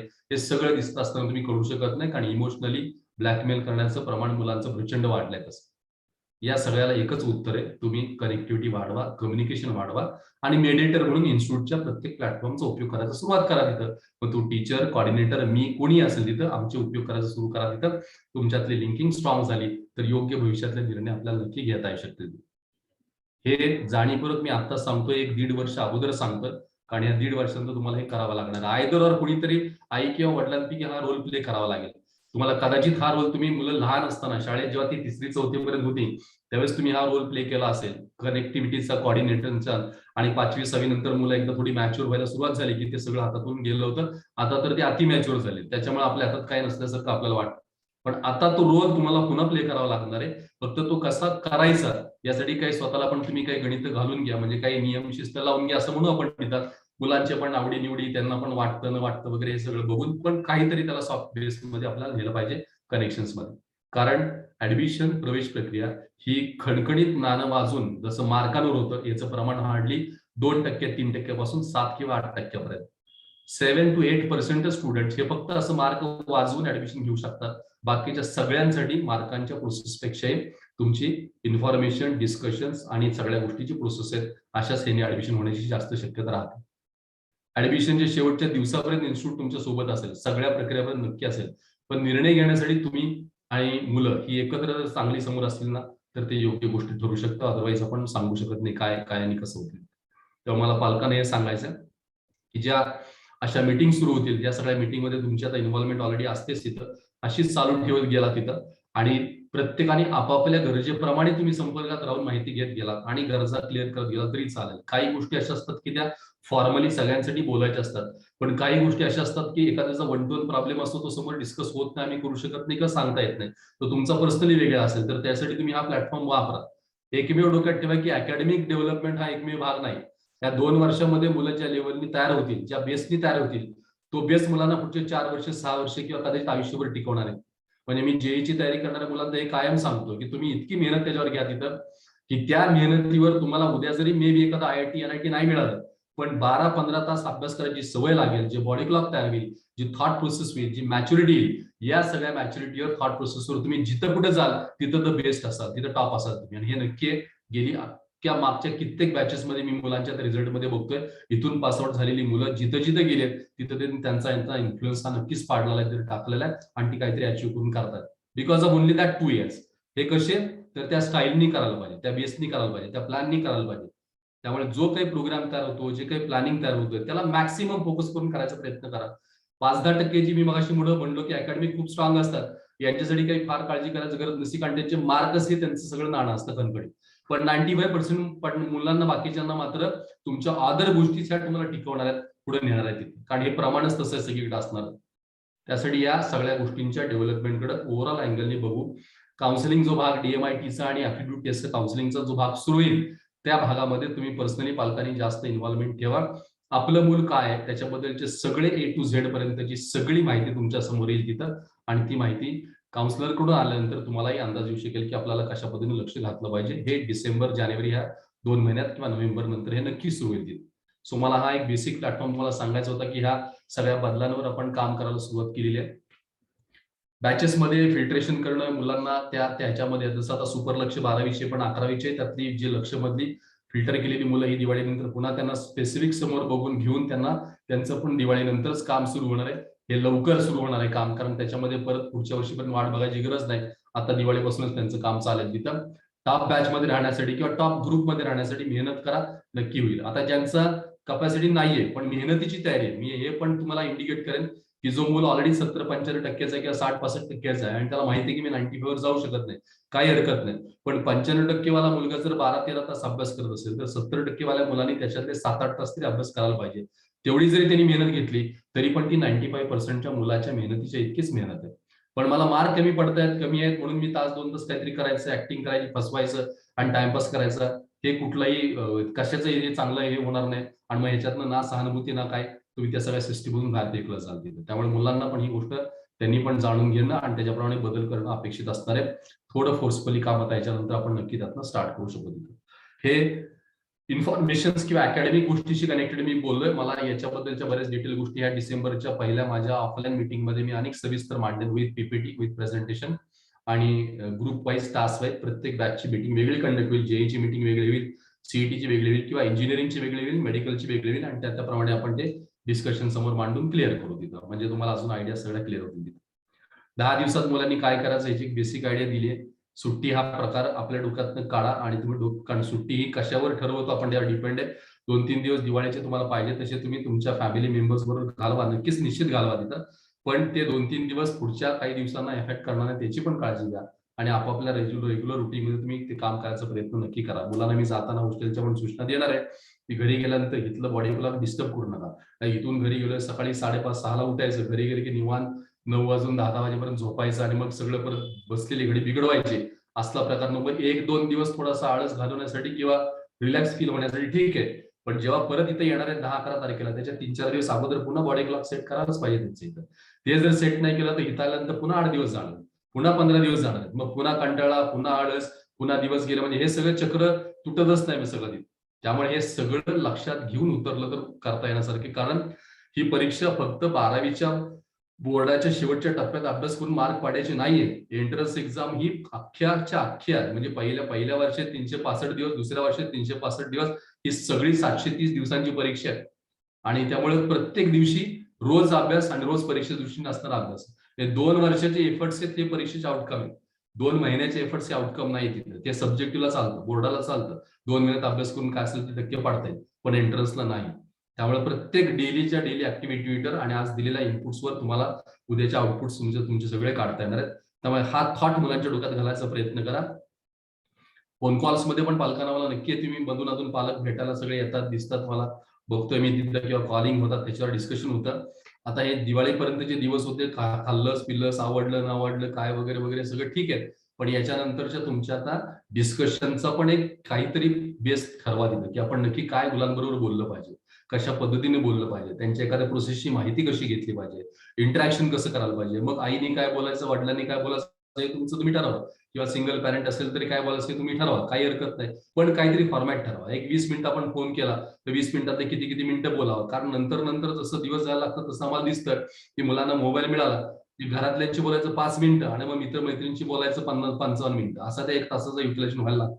काहीच अर्थ नाही अशा कम्युनिकेशनचा तिथं, बिलकुल नाही. फोन हा तुमच्यासाठी दिला जातो, किंवा आयदर घरी मुलं जी लोकल आहेत त्यांना पण तीच गोष्ट आहे.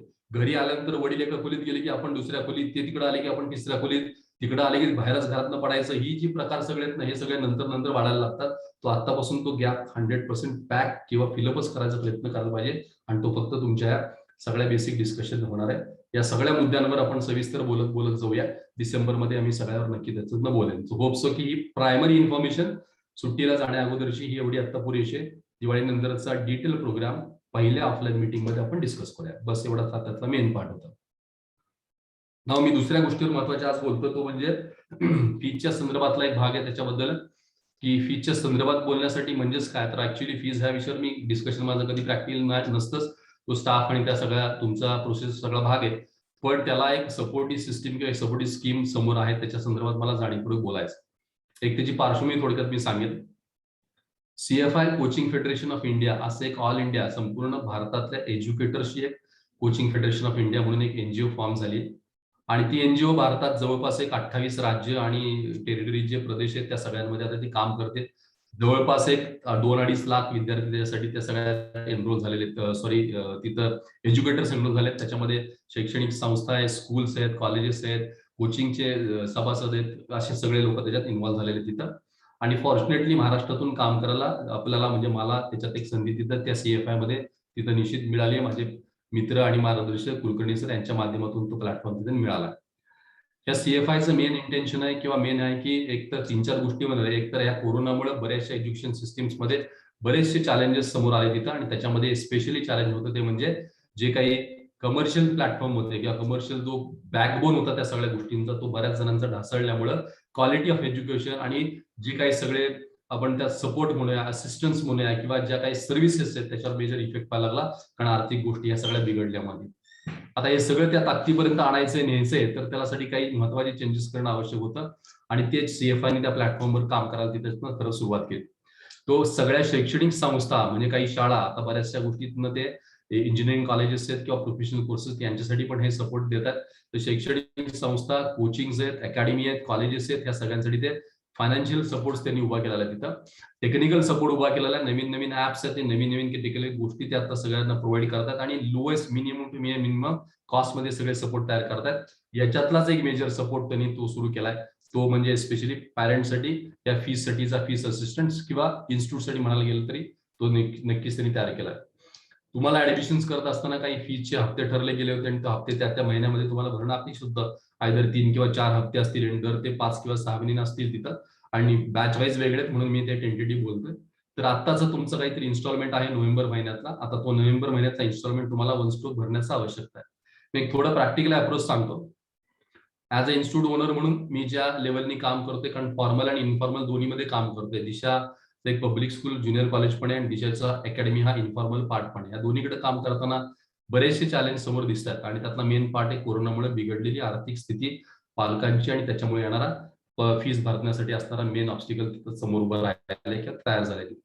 याच्यात काय घडतंय की आर्थिक गोष्टींच्या सुविधा प्रॉपर इन टाइम जर आपण तयार करू शकलो नाही तर यासाठी सर्व्हिसेस देणाऱ्या प्रत्येक गोष्ट सफर करत.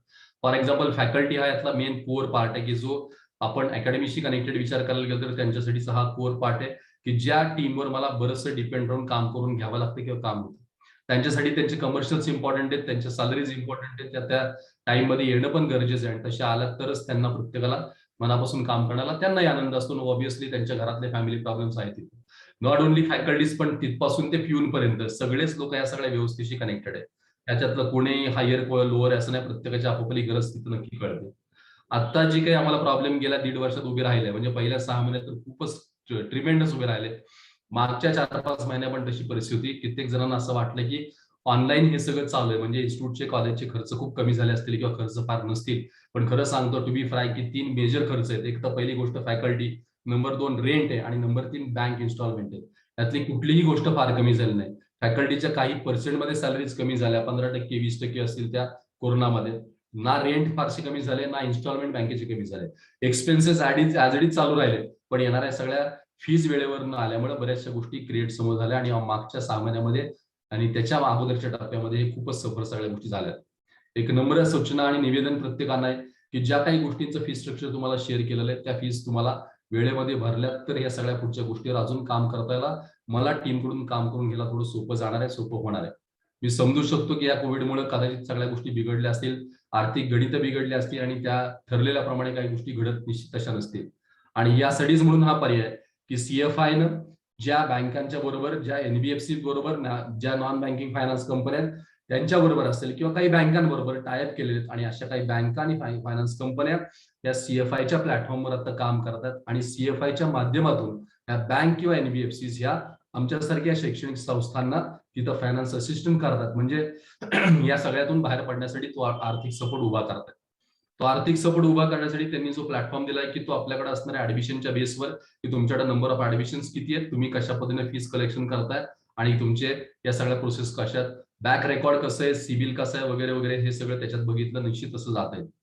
आता हे सगळं करताना आमच्या दृष्टीने चॅलेंजेस काय होते तिथं, की तुमच्यासाठी फीज म्हणून तुम्हाला ठरलेल्या तारखांमध्ये तुम्ही फीज जमा करणं अपेक्षित आहे. पण जर अनफॉर्च्युनेटली काही पालकांना ते शक्य झालं नाही, तर त्या सगळ्यासाठी दुसरा जो भाग महत्वाचा आहे तो म्हणजे तुम्हाला त्या फीज भरण्यासाठी सुविधा उपलब्ध करून देणं.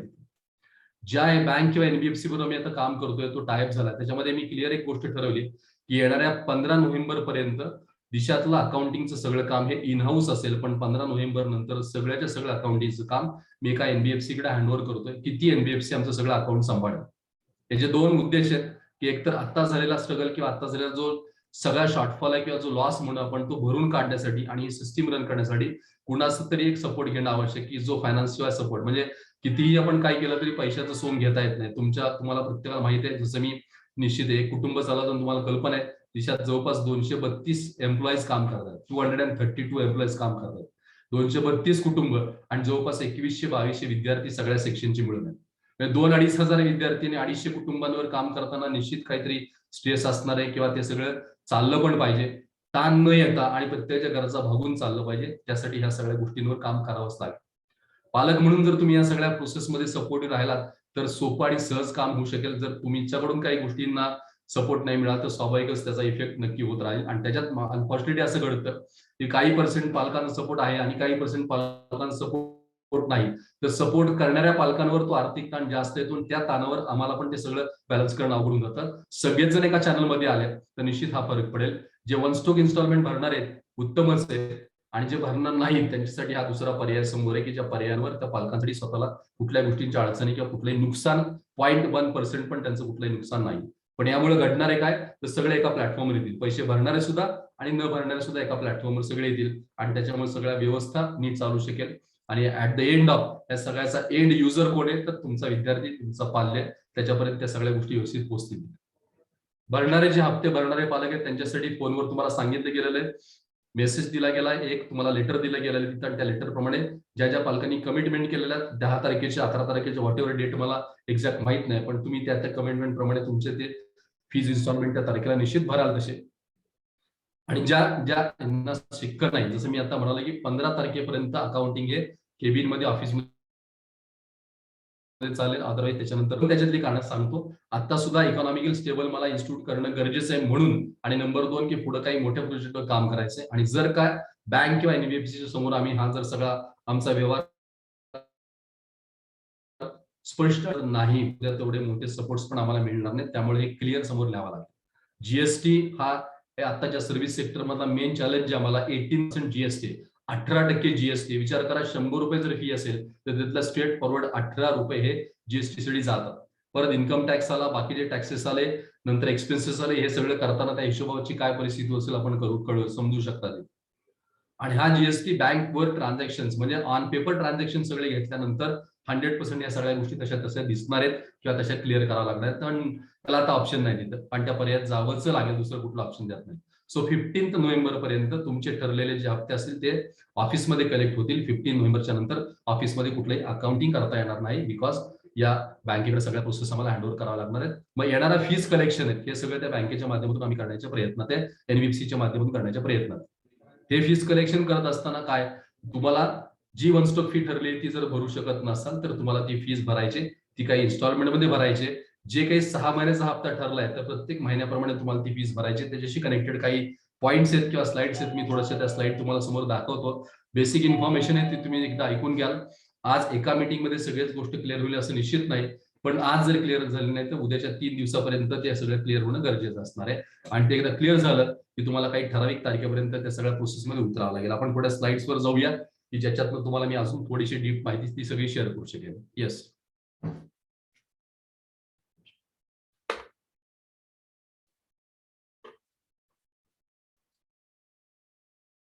जे पालक ऑलरेडी याच्यामध्ये ह्याच्यात नाहीयेत किंवा ज्यांनी ऑलरेडी वन स्टॉक इन्स्टॉलमेंट भरणार असेल उत्तम आहे, तरी पण तुम्ही या प्रोसेस आणि माहितीशी कनेक्टेड राहा. आणि क्लोजिंगला मला अजून एक 2-3 पॉईंट तुम्हाला ऍड करायचे सांगायचे तिथं.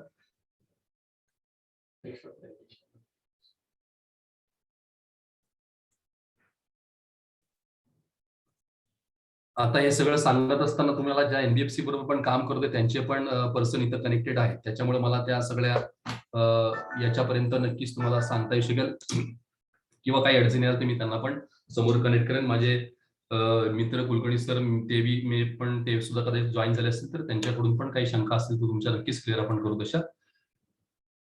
हा जो भाग आहे तो पार्ट आहे तो फीस डिपॉझिशनसाठी तुमच्या फीस भरण्यासाठी असणारा फायनान्स असिस्टंट स्कीम म्हणून हा पार्ट आहे. हा फायनान्स असिस्टंट हा पॅरेंट्ससाठी इन्स्टिट्यूटसाठी दोघांसाठी असणार असिस्टंटचा भाग. याच्यामध्ये जे पैसे भरायचे ते पैसे भरत असताना तुम्हाला आयदर 6 मंथ किंवा त्याचे वेगवेगळे हप्ते आहेत तिथं 6 मंथ्स किंवा 12 मंथ्स आता मी समोर आता मेन्शन केले. तुमचा हप्ता हा पुढच्या 6 महिन्यासाठी, त्यामुळे मी 6 महिन्यासंदर्भातच बोलतोय. हा 6 महिन्याचा एक हप्ता किंवा 6 महिन्याची फीस तुम्हाला भरण्यासाठी पर मंथचा एक इन्स्टॉलमेंटचा पार्ट असेल, त्याला आपण भरताना ईएमआय म्हणतो, त्यामुळे तो ईएमआय मी वर्ड समोर केलेला सांगितला तिथं.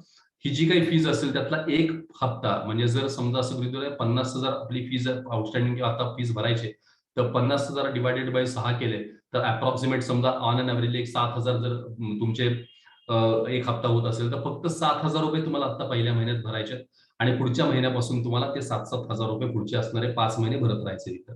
म्हणजे दर महिन्यात 7,000 भरणं असं इक्वल त्याचं डिस्ट्रीब्युशन ईएमआयचं असेल तुमच्या असणाऱ्या फीसशी कनेक्टेड. जी कोणाची काही फीज असेल त्याप्रमाणे मी म्हणतोय.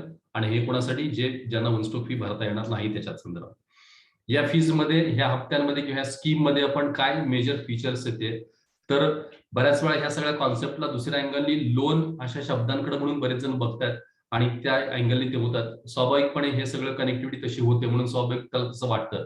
पण एक क्लिअर सांगतो की लोन मध्ये 2 मेजर गोष्टी असतात. एक पहिला असतो इंटरेस्ट आणि नंबर 2 असतं म्हणजे गॅरंटर. तर याच्यात ह्या दोन्ही गोष्टी नाहीत. सिंगल 1 रुपीज इंटरेस्ट कुठलाही पॅरेंटला भरायचा तुम्हाला कुठलाही नाही. तुम्ही भरणारी जेवढी तुमच्या हप्त्याची रक्कम आहे तेवढीच रक्कम भराल.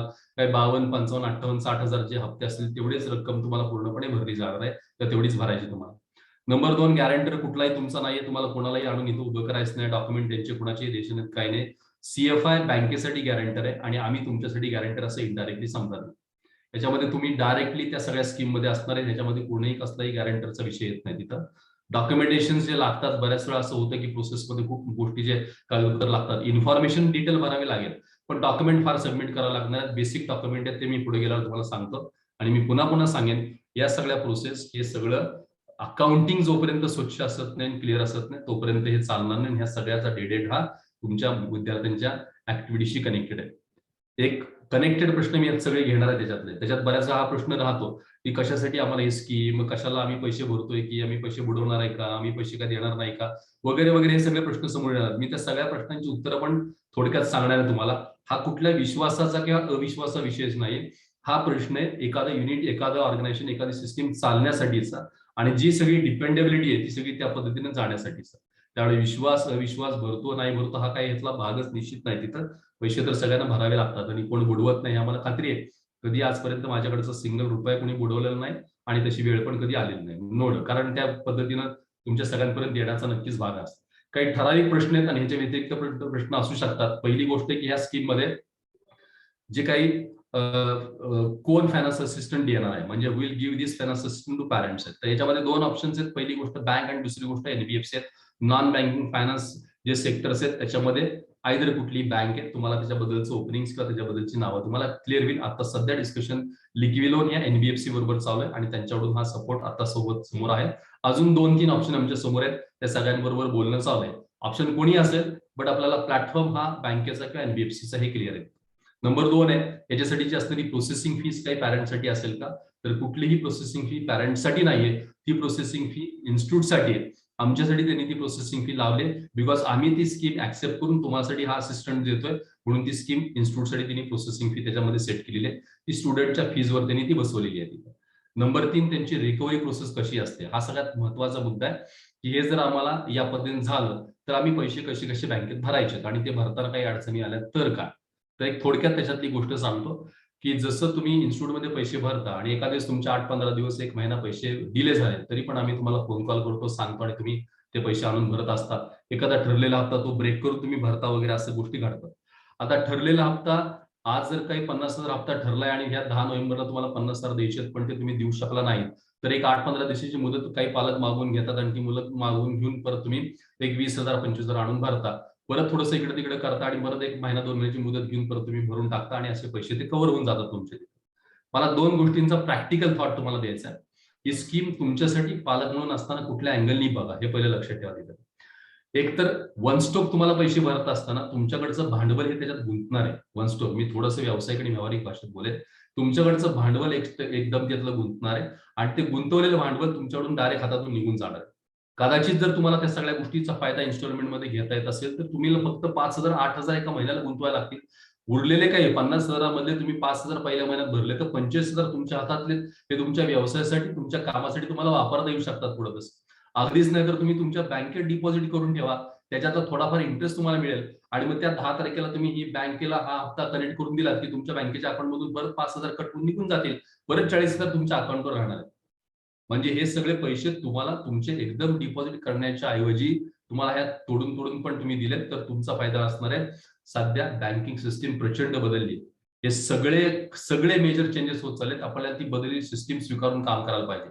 काय होतं, ट्रॅडिशनल बँकिंगच्या प्रोसेसमध्ये आपण असल्यामुळे आपल्याला असं वाटतं की हे काहीतरी म्हणजे लोन, कर्ज वगैरे ह्या सगळ्या शब्दांपासून आपण इतकं भीतीने आपल्या मानसिक दडपण सगळं डोक्यात असल्यामुळे बरेचसे चॅलेंजेस समोर असे वाटतात. खरं तर हे सगळं इतकं बदललंय आणि इतकं सोपं झालंय. फक्त आपण डोळे उघडून आणि व्यावहारिक गोष्टीत बघत नाही. कारण काय होतं, मध्यमवर्गीय कुटुंबाला कमवणं आणि घालवणं हे करत असताना ह्या सगळ्या इतर गोष्टी जसं कायदा कळत नाही किंवा ह्या बँकेच्या किचकट गोष्टी कळत नाही किंवा कळवून पण घेत नाही. आपला तो भागच नाही म्हणून आपण लांब टाकतो आणि नेमकं इथंच आपण कमी पडतो आणि ज्याला कळतो तो त्याचा फायदा घेऊन पुढे जात असतो. सो जे वन स्टॉक भरू शकणार आहे त्या सुद्धा पालकांसाठी मी हे सांगितलं की तुमचं भांडवल एकदम एका जागेवर न गुंतवता तुम्हाला ते डिस्ट्रीब्यूट करून वापरता येऊ शकेल, जसं जसं अकाउंट मधून तुमच्या नक्की जाऊ शकेल. नंबर 2 जो पालक आहे, म्हणजे 2 प्रकारचे पालक आहेत, एक देऊ शकणार आहे, न देऊ शकणार आहे. न देऊ शकणाऱ्यांसाठी ही गोष्ट आहे की तुम्हाला पैसे एकदम भरता येत नाहीत, कारण एवढा अमाऊंट साठलेली नाही किंवा असणारी अमाऊंट आपल्याला पुढे हे करायचं नाही. तुमच्याकडे अमाऊंट आहे तुम्हाला द्यायची नाही अशी काय माइंडसेट कोणाचंच नाही. तसं असतं तर तुम्ही मुलांना इथं घातलंच नसतं. पण पैसे एकत्र एवढे आता नाहीयेत आणि ते पैसे बसवायचे कसे, त्यात आता दिवाळी समोर येते, ती संपली की लगेच हप्ता बँकेचा कसं सगळी गणित बसवणार, म्हणजे ह्याचा इन्स्टिट्यूटचा हप्ता सगळा हे सगळं कसं बसवणार, हे चॅलेंज तुमच्या समोर आता निश्चित येते. या सगळ्याला हा पर्यायामध्ये जाऊ शकाल की आपण कुठून तरी इकडून तिकडून पैसे मागवायचे आणि इन्स्टिट्यूट मधून फोन येणार, कॉलिंग येणार, होणार ते होणार, परत आपल्या मुलांपुढे काही कमीपणा त्यांना वाटू नये, कोणी त्यांना काही म्हणलं तर काय वाटू नये, असे बरेच प्रश्न तुमच्या मनात येतात. आणि ती एक इमेज पालक म्हणून तुम्ही तयार केली मुलांना आजपर्यंत सुविधा देत असताना त्या इमेजला कुठेतरी ब्रेक लागायची शक्यता असते. मुलांना असं जाणवतं की आपले आई वडील पैसे भरू शकत नाहीत, काही अडचण असेल, व्हॉट एव्हर काय असेल, तुम्ही काही वेळेला ती जाणीव करून देण्याच्या उद्देशाने पण करता, पण तसं पण मुलांना काही वेळेला फील होत नाही, त्यातनं वेगळाच अर्थ सगळा निघायला लागतो. बाहेरनं पैसे आणून कुठून तरी व्याजाने पैसे काढून आणून तुम्ही भरणं, हा पण तुमच्या दृष्टीने आर्थिक नुकसानीचा असणारा भाग आहे. यासाठी तुम्हाला हा मंथली असेसमेंटचा असणारा, इन्स्टॉलमेंटचा असणारा भाग हा निश्चित सेट करता येईल. 1 महिन्यात तुम्हाला हा पैसे भरले 5,000, 7,000, 8,000 भरले, अख्खे 30 दिवस तुम्हाला पुढच्या महिन्याचे पैसे गोळा करण्यासाठी वेळ मिळणार आहे, ऍडजस्ट करण्यासाठी वेळ मिळणार. पैसे कधीतरी भरावेच लागणार, त्यात काही ऑप्शनच नाही, काही नाही तिथं, कारण त्याला काही पर्याय आपण काढू शकत नाही, कारण तुम्ही ते दिल्याशिवाय आम्ही पुढे वाटू शकणार नाही. कुणाला ज्यांना काय असेल ते सगळ्या हॉस्टेल मेस पासून ते शिक्षक वगैरे असतील सगळ्यांसाठी, त्यामुळे तिथं तो पर्याय तुम्हाला करता येईल. अनफॉर्च्युनेटली या स्कीम मध्ये आपण जर समजा असं झालं की या स्कीम मध्ये आपण आलो आणि मी त्या तारखेला हप्ता भरू शकलो नाही तर काय होणार? 10 तारखेचा तुमचा एखादा हप्ता असेल आणि तुम्ही 10 तारखेला भरू शकला नाही तर तुम्हाला त्याच्यानंतर पुढचे जवळपास 20-25 दिवस, 30 दिवस ग्रेस पिरियड आहे. त्या पुढच्या 20 ते 30 दिवसामध्ये तुम्ही जर ते पैसे भरू शकला नाहीत तर मग मात्र तुम्हाला या बँक किंवा एनबीएफसी कडून एखादा कॉल येऊ शकतो की बाबा तुमचा हप्ता राहिलाय, तुमची काय जेन्युइन अडचण आहे का विचारा, खात्री करा, सांगा. एखादी गोष्ट आमच्यापर्यंत आली, विचारली तर आम्ही नक्की सांगू त्याच्यातनं की खरंच पालक अडचणीत वगैरे वगैरे काय गरज असेल तशी त्याप्रमाणे आपल्याला नक्की बोलता येऊ शकेल. पण एनबीएफसी तुम्हाला कॉल करून विचारेल, बँक तुम्हाला कॉल करून विचारेल की तुम्ही का पैसे भरले नाहीत. त्याच्यानंतर पण तुम्हाला जरी 15-1 दिवस जर पैसे भरता आले नाहीत आणि हे असंच जर तुम्ही 90 दिवसापेक्षा जास्त जर पैसे पुढे एक्सटेंड केलेत भरायचे 3 महिन्यापेक्षा जास्त, तर स्वाभाविकच तुमचा त्याचा इफेक्ट सिबिल होणार किंवा बँक तुमच्यावरती ऍक्शन नक्की घेणार. तुम्ही पैसे भरण्यात ऍक्शन घेणार म्हणजे तुम्हाला नोटीस पाठवणार की तुम्ही पैसे भरलेत, हे बँकेचे पैसे नक्की भरा. आता 3-3 महिने फीस जर तुम्ही नाही भरली तर आम्ही पण तीच गोष्ट करणार आहे आणि बँक पण तीच गोष्ट करणार आहे. स्वाभाविक हे दोन्ही गोष्टी होतील. कदाचित आम्ही 1 महिना 1.5 महिना थांबू, त्यानंतर मुलांच्या सर्व्हिसेस तुमच्या आम्हाला देता येणार नाहीत, का क्लासच्या असू देत, परीक्षा असू देत. बँक कदाचित थोडेसे तुम्हाला 10-15 दिवस जास्त थांबेल किंवा तेवढा सपोर्ट तरी होऊ शकेल. सर्व्हिसेस तरी चालू राहतील तुमची, सर्व्हिसेस तरी चालू राहतील. आता या सगळ्याचा बेस कसा असतो की तुमची जी काही फीस सगळी ठरली ती फीस बँक आम्हाला प्रोसेसिंग फी कट करून ते पैसे आम्हाला बँक देणार आणि तुम्ही त्या बँकेला दर महिना थोडे थोडे पैसे देत राहायचे. हा त्याच्यातला भाग आहे. त्यात विन विन पोझिशन आहे.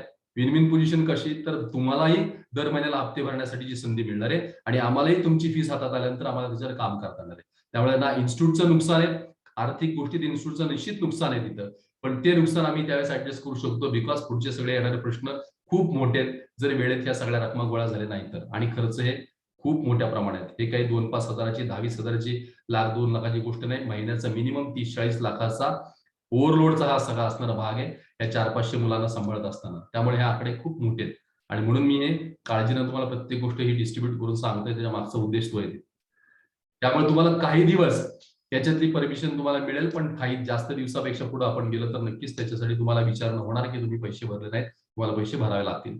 ऑनेस्टली काम करताना मुलांसाठी तुम्ही करताय, ठरवून सगळे करताय, त्यामुळे तुम्हाला हे पैसे जुळवाजुळव करायला संधी मिळणार आहे आणि असे पुढचे 6 महिने तुम्ही हप्ता हा देऊ शकाल आणि कुठेही बाकीच्या गोष्टी होणार नाहीत, कायदेशीर गोष्टीत जाण्याची गरज लागणार नाही. अनफॉर्च्युनेटली जर असं काही घडलं तर त्यासाठी तुम्हाला बँक त्यावेळेस सहकार्य करून त्यातनं बाहेर पडण्यासाठी नक्की मदत तिथं करू शकेल. पण जाणीवपूर्वक इंटेन्शनली होत असेल तर मग मात्र त्यासाठी स्वाभाविकच आहे त्यांच्याकडून असणाऱ्या प्रोसेस त्याच्या नक्कीच तशा होत राहतील.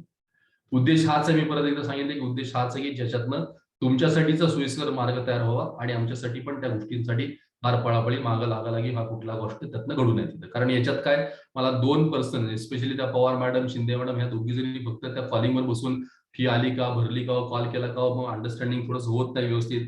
तुम्ही कुठल्या तरी कामात असता, काहीतरी वेगळ्या मूडमध्ये असता, त्याच्यात तुमच्या अडचणी वेगळ्या असतात, तिथून कॉल जातो, अनेक नाराजी, अनेक निगेटिव्हिटी, त्यात मुलांचे मार्क समोर नसतात, मग त्याला एकमेकाला कनेक्ट होतं, असे असंख्य प्रश्न सगळे तयार व्हायला लागतात आणि मग उद्देश राहतो बाजूला आणि वेगळंच काहीतरी समोर व्हायला. त्या सगळ्याला अतिशय सोपा मार्ग आहे आणि त्या सोपा मार्गाला आम्ही स्वीकारलंय, तुम्ही स्वीकारावं अशी अपेक्षा आणि म्हणून ते सगळं समोर मांडायचं काम चालू आहे. चौथा त्यातला पॉईंट आहे की ही फीस आम्ही 2 इन्स्टॉलमेंट मध्ये आमच्याकडे भरू, म्हणजे ही 2 इन्स्टॉलमेंट मध्ये त्या बँकेकडे आम्ही भरू शकू का. याच्यात ऑप्शन्सवर आपण डिस्कस करूया की तुम्ही पहिला हप्ता भरला आणि नंतर एकदम सगळे भरले. तर माझं हे म्हणणं आहे, म्हणजे हे प्रश्न समोरचे जे हे पालकांची बोलल्यानंतर आलेले प्रश्न आहेत म्हणून मी डिस्कशनला घेतले. तशी तर एकदम भरायची गरज नाही. तुम्ही 2 हप्त्यात भरायचं तर परत 25,000 पहिला आला, परत दुसरा 25,000 आला, भले तो 2 महिने असू शकता. मोठी रकमेची गुंतवणूक का करताय असा माझा प्रश्न त्यातला आहे. एकदम मोठ्या रकमेची गुंतवणूक करण्यापेक्षा आपल्याकडे पैसे ठेवून गरजेपुरते पैसे देणं, बरं त्याच्यावर व्याज जात नाहीये, त्याच्यावर बाकी काही त्रास नाही कुठला, तर कशासाठी अननेसेसरी इन्व्हेस्टमेंट घालवायची, कशासाठी पैसे गुंतवून ठेवायचे आणि आम्हाला तो ऍडव्हान्स रक्कम घ्यावी लागते का, तर पुढचे सगळे हिशोब तसे लावलेले असतात म्हणून ती घेणं गरजेचं असणार आहे. महिना झाल्यानंतर पैसे घेणं हे या प्रोसेसमध्ये बसता येत नाही, कारण ते जर डिले झालं तर झालेल्या लोकांना पैसे देणार कुठून, हा प्रॉब्लेम येत होतो. म्हणून ते ऍडव्हान्स रक्कम या प्रत्येक ऍक्टिव्हिटीच्या अगोदर घ्यावी लागते. तुमचे बघा सगळे ऍडव्हान्स रक्कम आम्ही सेट केल्या, पहिल्या 6 महिन्याचा हप्ता जून मध्ये घेतला, या पुढच्या 6 महिन्याचा हप्ता आता नोव्हेंबर मध्ये घेणार आहे, त्याच्या पुढच्या 6 महिन्याचा हप्ता मार्च एप्रिलला घेणार आहे, सगळे हप्ते आधी घेणार आहे. त्याचं कारण आहे की कारण ती प्रोसेस तशी चालवायला लागणार आहे, कारण खर्चाचं प्रमाण पण तेवढे हेवी असल्यामुळे या टाईपनं ती गोष्ट जाणार आहे तिथं. सो डबल इन्स्टॉलमेंट ही पण गरज नाही, अनेसरी पैसे तुमचे अडकून राहणार तसे. पुढचा पॉईंट होता की आम्ही अकॅडमीमध्ये हप्ते दर महिन्याला भरू शकू का, किंवा आम्हाला भरता येईल का. स्कीम मध्ये आम्हाला जायचं नाही, पण अकॅडमीत दर महिना हप्ता भरायचा. मला ह्या थॉटच्या पाठीमागं सेकंड थॉट असं पालकांचं असं वाटतो की स्कीम मध्ये गेलो आणि आपण पैसे भरू नाही शकलो तर मग परत ते आपल्याला एनबीएफसी का बँक सारखी मागा लागेल आणि मग कुठं करायचं काय करायचं. तर तुम्ही तो डोक्यातनं विषय काढा. असं कुठलंही स्ट्रिक्टली कुठलंही प्रेशर करून असलं काही गोष्टी नसतात. या सगळ्या अतिशय प्रमाणात आणि जबाबदारीने आम्ही या सगळ्या गोष्टी बसवल्यात. असं उगाच विनाकारण कुठेही काही स्टेकला लावून कुठली गोष्ट घडणार नाही किंवा होणार नाही तशी. पण एकदा बॅक ऑफ द माइंड हा थॉट असतो की त्यांच्यापेक्षा इन्स्टिट्यूटला मग काय करूया आपण, नाही दिले तरी चालतील, मग बघू दिले तरी चालतील. पण असं जर तुमच्या डोक्यात थॉट तयार झाले ना तर त्याचा इफेक्ट मुलांवर होणार आहे, कारण सर्व्हिसेस होणार आहे. त्या मुलांना सुविधा देणं खरंच अडचणीच होणार आहे किंवा ते देता येणार नाही काही जरी असलं तरी. त्यामुळं तुम्हाला इथं इन्स्टॉलमेंट भरण्यासाठीची परमिशन त्या थॉट जर डोक्यात असेल तर बिलकुल देता येणार नाही. आणि नंबर 2 टिकण्याची गोष्ट आहे की 15 नोव्हेंबरच्या नंतर इथं फक्त हार्डली 20,000 पर्यंतचेच इन्स्टॉलमेंटचे व्यवहार किंवा 10 ते 20,000 पर्यंतचे व्यवहार अकाउंट सेक्शन होणार आहेत. कुठलेही फीज जमा होणार नाही इथं. म्हणजे प्युअरली सगळं अकाउंटिंग, मी जसं म्हणाला की जसं ट्रान्सफर केलंय फीजचं, अकॅडमी फीजचं अख्खं अकाउंटिंग सगळं एनबीएफसी कडे ट्रान्सफर केल्यामुळे सगळे व्यवहार ते त्यांच्या अकाउंटवर होतील आणि तिथून डायरेक्ट ऑन पेपर येतील. त्याच्यातला 18% जीएसटी डायरेक्ट गव्हर्नमेंटला आम्हाला तो भरावा लागेल आणि ह्या प्रोसेसने सगळ्या गोष्टी पुढे जात राहणार आहेत. त्याच्यामुळं या टाईपने ह्या गोष्टी होत राहणार आहेत. आता जे पालक एकदम पैसे भरणार आहेत त्यांच्या प्रोसेसप्रमाणे त्यांना आहेतच. मी जसं 15 नोव्हेंबर म्हणले तशा गोष्टी तशा राहणारच आहेत.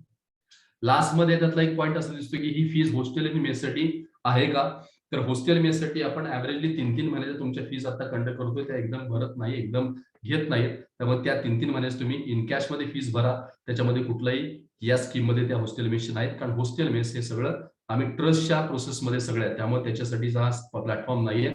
मॅक्स 3 महिन्याच्या फीस तुम्हाला हॉस्टेल मेसच्या आता भरतोय, त्या सुद्धा पूर्वी 6-6 महिन्याच्या आपण घेत होतो, आपण आता 3-3 महिन्यावर आणल्यात, कारण तो पण आर्थिक सपोर्ट तुम्हाला प्रत्येक पालकांना व्हावा म्हणून, आणि तेवढे खर्च त्याच्यात मॅनेज होतात. कारण दर महिन्याचा किराणा, दर महिन्याचं हॉस्टेलचं भाडं असेल, वॉट एव्हर ज्या काही गोष्टी त्या सगळ्यातून जात असतात तशा, त्यामुळं ती गोष्ट ही कॅशमध्ये आणि त्या प्रोसेसमध्ये सगळी चालणार आहे. अकॅडमिक फीस बाबत मात्र हा आपण घेतलेला एक निर्णय. असे एक बेसिक प्रश्न होते, याला कनेक्टेड अजून काही प्रश्न तुमचे निश्चित असणार आहेत, त्या प्रश्नांवर मला बोलायचंय, त्या प्रश्नांवर मला तुम्हाला सांगायचंय.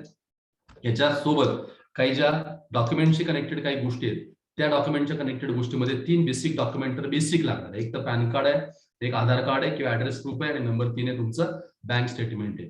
आता एखाद्या पालकांकडे पॅन कार्डच नाही, आधार कार्ड तर 100% सगळ्यांकडे, पॅन कार्डच नाही, शेतकरी पालकांनी पॅन कार्डच काढले नाही, त्याच्यासाठी सुद्धा पर्याय आपल्याकडे आहे. त्याच्यामध्ये इन्स्टिट्यूट तुमच्यासाठीचं पत्र बँकेला देईल आणि सांगेल की ह्या पालकांना तुम्ही ह्या स्कीम मध्ये बसवायला काही हरकत नाही, निश्चित त्यासाठीचा प्लॅटफॉर्म आहे तिथं. नंबर 3 की लास्ट बँक स्टेटमेंट आहे. कोण म्हणेल की आमच्याकडे बँकेचं खातंच नाही, तर 99% तर अशी गोष्ट घडू शकत नाही की बँकेचं खातंच नाही.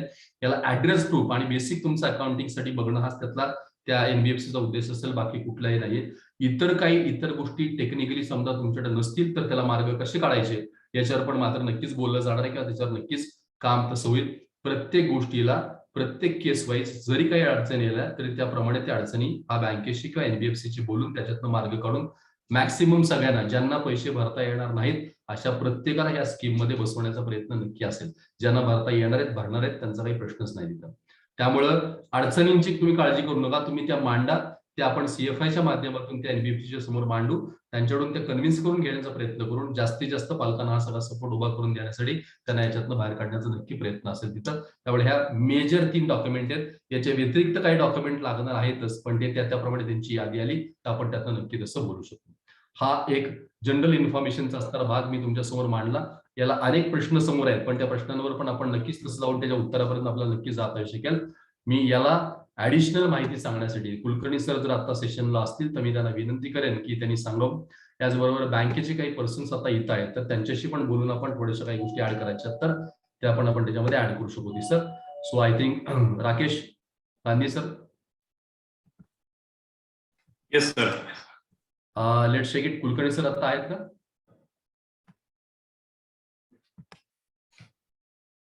राकेश सर.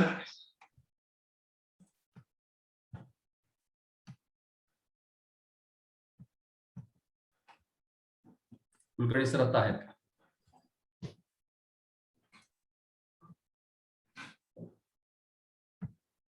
अच्छा, एनबीएफसीचं लिक्विड लोनचं कोण पर्सन आता आहेत?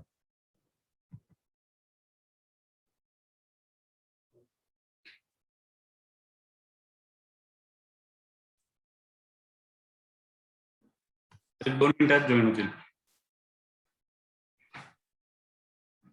Yes, I think Aifaz is there. Yes, Aifaz sir, please.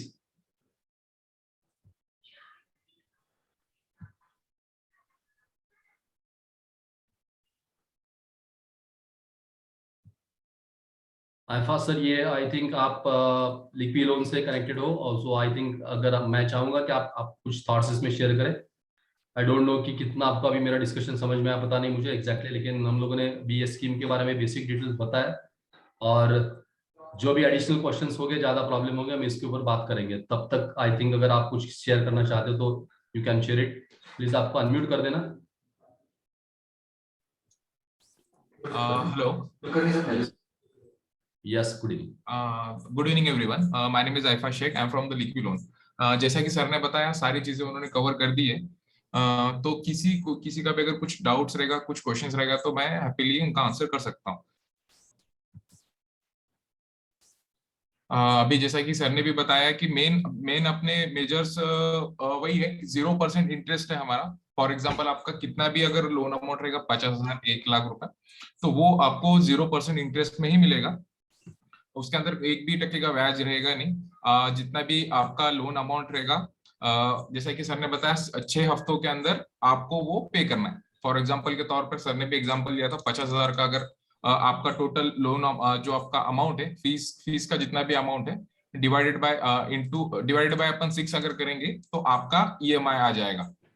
एक महीने का हफ्ता आ जाएगा आपका 8,333 समथिंग आ जाएगा। तो एक महीने का हफ्ता आपको एज अ डाउन पेमेंट पे करना है। बाकी रिमेनिंग का जो भी फिर 6 महीने से एक महीने का हफ्ता तो आपने पे कर दिया एज एडवांस, तो फिर बचेंगे आपके पास 5 हफ्ते। तो 5 हफ्ते के अंदर हर महीने के 5 तारीख को या फिर 10 तारीख को, जैसा आपको फ्लेक्सिबल रहेगा, आप बता दीजिए। उस हिसाब से फिर हम ये करेंगे, आपका डिडक्शन होगा ऑटोमेटिकली आपके बैंक से। तो बेसिकली मिनिमम इसके अंदर क्राइटेरिया ये है कि 2 टाइप के क्लाइंट्स को हम फाइनेंस करते हैं। फर्स्ट ऑफ ऑल, पहला जो क्लाइंट होता है हमारे पास सैलरीड पर्सन है। अगर कोई सैलरी वाला पर्सन है तो हम उनकी बैंक स्टेटमेंट ले लेते हैं, बैंक स्टेटमेंट या फिर सैलरी स्लिप। अगर उसके उनके बैंक अकाउंट में सैलरी शो हो रही है उनकी, तो फिर बैंक स्टेटमेंट से काम चला जाएगा। अगर शो नहीं हो रही तो फिर हम बैंक स्टेटमेंट, उनका जो सैलरी स्लिप है वो लेते हैं। अगर किसी फादर का बिजनेस है तो हम उनका पिछले साल का इनकम टैक्स प्रूफ लेते हैं। और अगर ये दोनों में भी क्राइटेरिया में अगर नहीं बैठ रहा है तो फिर हम उनकी बैंकिंग लेते हैं पिछले 3 महीने की, ताकि ये है कि उनको अप्रूवल किस मतलब कौन से बेसिस पे है। जितना फॉर एग्जांपल अगर 1 लाख रुपए का अमाउंट वो फाइनेंस ले रहे हैं, तो मिनिमम अगर उनके पास 7-8 हज़ार रुपए का जो भी EMI आ रहा है, तो उतना अमाउंट बैंक में होता है क्या, उनके अकाउंट में होता है क्या, बस वो चेक करने के लिए हम बैंकिंग लेते हैं। तो मिनिमम डॉक्यूमेंट्स है, प्रूफ ऑफ एड्रेस के लिए हम आधार कार्ड लेते हैं, प्रूफ ऑफ आइडेंटिटी के लिए हम पैन कार्ड लेते हैं, और बैंकिंग चेक करने के लिए लास्ट 3 महीने की बैंक स्टेटमेंट लेते हैं। तो ये बस सिंपल से 3 ही डॉक्यूमेंट है, 3 डॉक्यूमेंट के ऊपर हम उनको अप्रूवल प्रोवाइड करते हैं। मिनिमम हमारा जो सिविल स्कोर होता है, दूसरे अगर NBFC से अगर आप चेक करेंगे तो 750 के अबव हो अगर किसी का सिविल स्कोर रहा तभी केस अप्रूव होता है, लेकिन हमारे पास ऐसा नहीं है। हमारे पास 650 तक का भी अगर सिविल है आपका विदाउट एनी बाउंसेस किसी भी लोन के अंदर, तो वो हम अप्रूव करवा के देते हैं। मैक्सिमम जो हमारा आपके डॉक्यूमेंट्स अगर मेरे पास आ गए पूरे, तो मेरे पास मैक्सिमम 20 से 25 मिनट के अंदर मैं आपको स्टेटस बता दूंगा कि आपका केस अप्रूव है या आपका केस रिजेक्ट है। अगर अप्रूव है तो वेल एंड गुड, अगर अप्रूव नहीं है तो हम आपको कॉल करके बताएंगे कुछ एक्स्ट्रा डॉक्यूमेंट वगैरह कुछ लग रहे हैं क्या। सारा हमारा जो भी फैसिलिटीज है, सारी फैसिलिटीज हमारी पूरे पेपरलेस है, सारा डिजिटली है हमारे पास। जो भी हमारा कम्युनिकेशन होगा थ्रू मेल होगा आपके साथ में, तो सारी चीजें रिटर्न रहेगी मेल पे। आपको ऐसा नहीं कि किसी चीज पे साइन करना है या फिर बहुत सारा हमारे पास पेपर, क्योंकि कैसा होता है नॉर्मली अगर लोन सोचे, लोन मतलब हम अपने दिमाग में ये आ जाता है कि बहुत सारे डॉक्यूमेंट जमा करना होगा, बहुत सारा पेपर वर्क रहेगा, लेकिन हमारे पास बिल्कुल वैसा नहीं है, सारी चीजें हमारे पास ऑनलाइन ही है।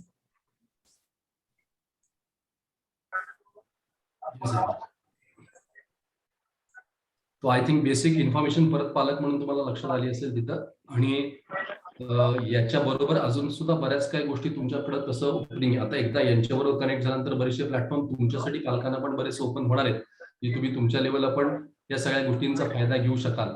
मी मगाशी एक मेजर थॉट सांगितला की नवीन बदललेल्या या बँकिंग सिस्टीमला आपल्याला स्वीकारलं पाहिजे, त्याच्यामध्ये जाणं गरजेचं आहे. हे मी आत्ता बोलत नाही, तुम्ही आत्ता कनेक्ट झाला तर फॉर्च्युनेटली 2 वर्षानंतर जेव्हा तुमच्या मुलांच्या फीस भरण्यासाठी जेव्हा प्लॅटफॉर्म उभा करायचा असेल त्यावेळेस सुद्धा या सगळ्या प्रोसेस आपल्याला उपयोगी पडतील, फायदेशीर ठरतील. हे डोक्यात घ्या.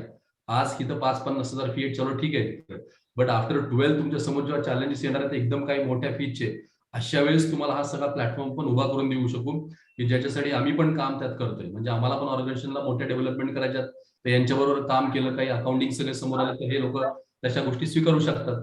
सो तुम्ही पण ऑनेस्टली एक 5-6 महिन्याचे हप्ते जर रेग्युलर भरला, रुटीन मध्ये भरला, तर आपला बँकिंग रेकॉर्ड क्लिअर होईल. तुमचं बँकिंग रेकॉर्ड जेवढं क्लिअर होईल तेवढे तुमच्यावरचा ट्रस्ट या इंडस्ट्री मधला किंवा या सिस्टीम मधला वाढेल.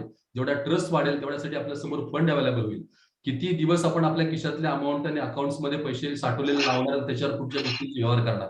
कारण बहुतेक करून आपल्याला आपण म्हणजे मी माझ्या जनरेशन मध्येच तुम्ही सगळे पालक आहात, आणि याच्यामध्ये ही गोष्ट आपण कधीही व्यवहारिक कधी शिकलो नाही. म्हणजे घरात आपण मॅच्युअर होईपर्यंत आपल्या आता 10-20 हजार कधी आले नाही. आपण कमवायला लागल्यानंतर पैसे हातात आले आणि मग आपल्याला कळायला लागलं की यात खर्च किती करायचा, वाचवायचे किती, आणि मग घर खर्च चालवायचं कसं, पुढचं कसं करायचं.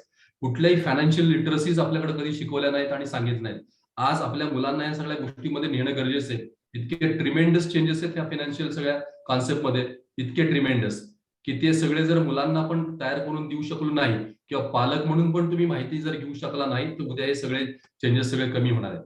इव्हन आपण काही क्रेडिट कार्डच्या प्लॅन मध्ये पण जाणार आहे. क्रेडिट कार्डचा प्लॅन मध्ये की तुम्ही महिन्याला ते क्रेडिट कार्ड असं वापरू शकाल की ज्याच्यामध्ये कुठलंही, आणि त्या क्रेडिट कार्ड वापरल्यानंतर परत त्याच्यातला कॅशबॅक आहे, कुठले गिफ्ट वाउचर्स नाहीत, कॅशबॅक आहेत. तुम्ही पुढच्या महिन्यात काही चर्चा त्यावर चालू आहे, काम चालू आहे, तो पण मी सांगेन की जो तुम्हाला इमर्जन्सीसाठी तो फंड उपलब्धता होऊ शकेल. आणि मी पुन्हा एकदा सांगेन की सध्या बँकिंग खूप लिबरल झालंय. पूर्वीसारखं काही ठराविक लोकांचाच बँकेचा व्यवसाय राहिलेला नाही. प्रचंड लोक यात इन्व्हॉल्व्ह झालेत आणि त्याच्यातल्या एका विशिष्ट पद्धतीने ते बँकिंग करतायत. पूर्वी आपण व्यवहार करताना म्हणजे कुठल्याही नॅशनलाइज बँक असू देत, शेड्यूल बँक असू देत, त्याला एक चौकट होती. त्या चौकटीला छेद देऊन आता हे सगळं ओपन झालंय एका प्रॉपर वेनी. आणि ज्यांच्यावर विश्वास आहे, जी ऑलरेडी एनबीएफसी किंवा बँक एका सिस्टीमने काम करते, यांच्या बरोबरच आपण कनेक्ट झालो तर कुठेही याच्यातला कसलाही प्रॉब्लेम क्रिएट होत नाही. हे मी माझ्या अनुभवानंतर तुम्हाला मात्र नक्की त्यातनं सांगेन. सो आय थिंक आता सरांनी जे सांगितलं, आयफा सरांनी जे सांगितलं ते इन्फॉर्मेशन आणि तुम्हाला क्लिअर झाली असेल. Hope so. हे जे डॉक्युमेंट आहेत, ह्या डॉक्युमेंट बद्दलची माहिती तुम्हाला अजून शेअर होईल. तुम्हाला मॅक्सिमम त्याच्या डेट डिक्लेअर होतील की कुठल्या तारखेपर्यंत तुम्ही त्या डॉक्युमेंट्स पाठवायचे. ते फक्त तुमच्या फोटोज किंवा स्कॅन कॉपी पाठवा. कुठेही तुम्हाला फिजिकली कुणाला यावं लागणार नाही, हेलपाटी मारावं लागणार नाही, 5-50 पेपरवर सह्या करावं लागणार नाही, अजिबात नाही. हे सगळं डिजिटल आहे. इव्हन आयफा सर सुद्धा मे बी इथपर्यंत याची गरज लागणार नाही. हे सगळं स्क्रीनवर आणि डिजिटल सगळं होणार आहे. फक्त या ट्रस्ट हा एकच गोष्ट आहे त्यांच्यासाठी, म्हणजे आयफास मे बी लिपी लोन बरोबर कनेक्टेड, तर त्यांच्यासाठी सीएफआय ट्रस्ट आहे आणि तुमच्यासाठी मी ट्रस्ट आहे, म्हणजे दिशा ट्रस्ट आहे. ह्या दोन विश्वास असणाऱ्या संस्थांवरच या सगळ्या गोष्टी पुढे चालू आहेत. एवढं मात्र लक्षात ठेवा. कुणाचंही कसलं इंटेन्शन कुठले पैसे बुडवण्याचं नसेल. आयदर तुम्ही त्या प्लॅटफॉर्मवर जावा किंवा डायरेक्ट प्लॅटफॉर्मवर या. पैसे बुडवणं हा कुणाचा उद्देश निश्चित नाही तिथं, आणि तसं घडणं पण शक्य नाही, कारण ते डायरेक्ट आपल्या स्टुडंट किंवा आपला पाल्य याच्याशीच कनेक्टेड असणार. हे काही कुठल्या वस्तूची देवाणघेवाण नाही, ही सर्व्हिसेस आहे आणि ती एकाच दिवशी द्यायची नाही, ती पुढचे 6 महिने द्यायची. सो असं नाही की हे सर्व्हिस एकदा वस्तू दिली आणि सर्व्हिस संपली, असं बिलकुल नाही. तर हे रोज फेस करावं लागणाऱ्या गोष्टी असणार आहेत. कारण होप सो की तुम्हाला या सगळ्या गोष्टींचा एक क्लिअर आयडिया येत असेल किंवा लक्षात आला असेल तिथं. त्यामुळे माझं एक क्लिअर सांगणं आहे की जे काही तुमचे हप्ते आहेत ते तुम्ही त्या तारखेला 100% भरा. जे भरणार आहेत ते निश्चित भरा. इव्हन जे भरणार आहेत त्यांच्यासाठी एक शॉर्ट सजेशन आहे की तुम्ही तुमची अख्खी इन्व्हेस्टमेंट किंवा फंड तुमच्याकडे व्यवस्थित असेल आणि त्यातनं तुम्ही काढून अख्खाच्या अख्खा फंड हिच्यात लावण्यापेक्षा तुम्ही सुद्धा मंथली स्कीममध्ये जावा. त्यातलं तुमचं काही सिंगल रुपीज नुकसान नाही. बँक कनेक्ट करून दिले हप्ते तुमचे त्याला सगळे भरले जातील. उलटी आमची प्रोसेसिंग फी त्यात जाणार आहे. आणि ज्यांना शक्य नाहीत पैसे भरणं त्यांच्यासाठी मला हे अगदी सजेशन आहे की तुम्हाला या प्रोसेसमध्ये जाणं गरजेचंच असणार आहे. दुसरा त्याला पर्याय नाही. 10 तारखेचा हप्ता, 11 तारखेचा हप्ता आपण फार तर 15 तारखेपर्यंत वेट करू शकू. 2-4 दिवस इकडे तिकडे थांबता येऊ शकेल. तेवढं आपण फ्री टाइम सेट करून देऊ शकू तिथं. पण कधीतरी हे फेस करावं लागणारच आहे. आणि मग नंतर काहीतरी कारण सांगून फेस करण्यापेक्षा चांगल्या मार्गात जावा. आणि मी मगाशी जे म्हणलं तसं की हा जर मार्ग स्वीकारला आणि तुमचं स्वतःचं एक क्रेडिट जर तयार झालं तर तुमच्या क्रेडिटवर 12वी पास होत असताना तुमच्या मुलांना उद्या जर काही फायनान्ससाठी सपोर्ट उभा करायचा झाला 2-5 लाख 10 लाखाचा, तर हे लोक तयार करून देऊ शकतात. बिकॉज तुमचं हे पास रेकॉर्ड चांगलं असल्यामुळे. ते थोडंसं डोक्यात त्या अँगलने घ्या की काय आपण करणार आहे, काय त्यातनं फायदा आहे. विश्वास मिळवणे ही महत्वाची गोष्ट आहे. आणि जर विश्वास मिळवला तर 100% या गोष्टी पुढे आहेत. आणि पैसे आता कुणी कुणाला देत नाही, कधीही कसले. आणि 1 रुपया तर अशाने अजिबात देत नाही, काही कारण झाले तरी देत नाही. त्यामुळे हा ट्रस्ट, आणि जसं मी तुम्हाला सजेशन दिलं तसं मी हा प्लॅन करतोय की आम्ही पण त्यांच्याबरोबर 1 वर्ष 2 वर्ष 3 वर्ष जर काम केलं आणि एक चांगला व्यवहार त्यांच्याबरोबर आमचा ठेवला तर उद्या काही 10-20 कोटीचं जे आमचं प्रोजेक्ट आता मोठं पुढे 2 होणार आहेत. फार्मसीचा प्रोजेक्ट आहे, अजून 2 मोठे रेसिडेन्शियल प्रोजेक्ट आहेत. याच्यासाठी लागणारे मोठे फंड मला क्रिएट करण्यासाठी हा सपोर्ट घ्यावा लागणार आहे. पण त्यासाठी त्यांच्या प्लॅटफॉर्मवर जावं लागेल, त्यांच्याबरोबर व्यवहार करावे लागतील आणि ते व्यवहार तुमच्याच माध्यमातून करून दाखवता येणार.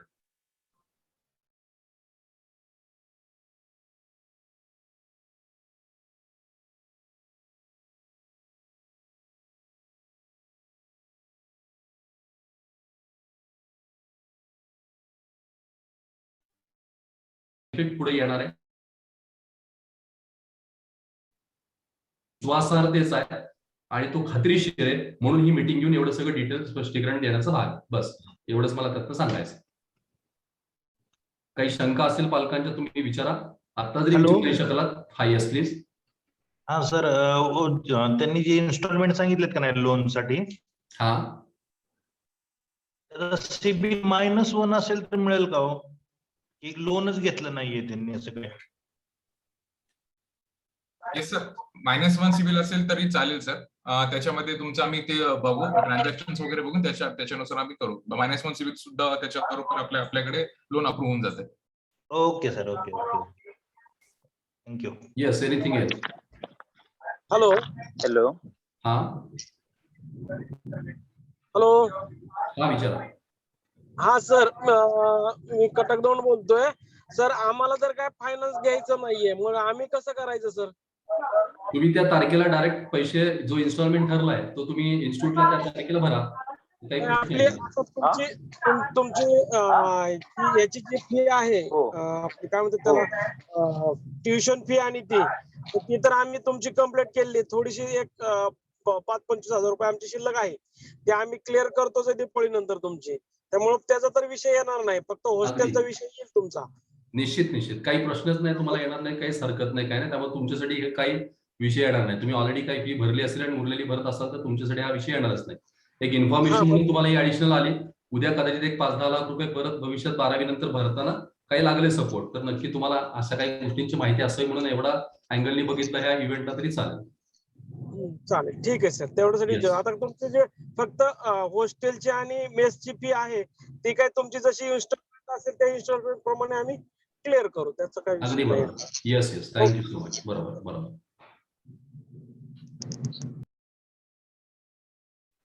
हॅलो हॅलो हा बोला.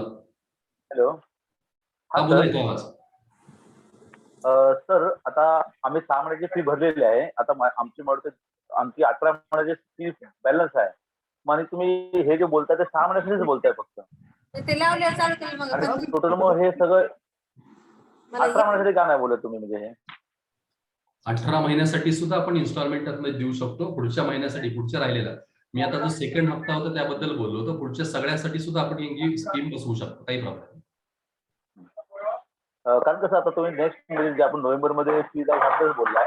आणि दुसरी गोष्ट तुम्ही म्हणजे ऍक्च्युली कोणती फायनान्स इन्स्टिट्यूट आम्हाला म्हणजे जसे काय बऱ्याच बँका आहेत, HDFC, SBI किंवा प्रायव्हेट बँका, त्या कोणत्या बँका आम्हाला फायनान्स करणार? कारण शेवटी कसं आमचाही त्या बँकेवरती विश्वास बसला पाहिजे ना. कोणत्याही फायनान्सवरती आमचा विश्वास नाही तर ती पण बँक तुम्ही क्लिअर करा ना. म्हणजे ही बँक म्हणजे ह्या फायनान्स इन्स्टिट्यूट तर्फे आपल्याला ही सगळी मदत होणार आहे. धन्यवाद सर. तुम्ही थोडं सविस्तर सांगा. आता जे तुम्हाला मी नाव सांगितलं ते लिक्वी लोनचं, आता जे आयफा सर आहेत ते लिक्वी लोन हे NBFC चे त्याचे पण डिटेल्स तुम्हाला सगळे गुगल करता येतील किंवा अजून तुम्हाला त्याची अपडेट्स माहिती ती तुम्हाला शेअर करता येऊ शकेल नक्कीच. पण लिक्विड फायनान्स संस्था सर अद्याप कोणती असं ऐकावत नाही ना म्हणजे आमच्या.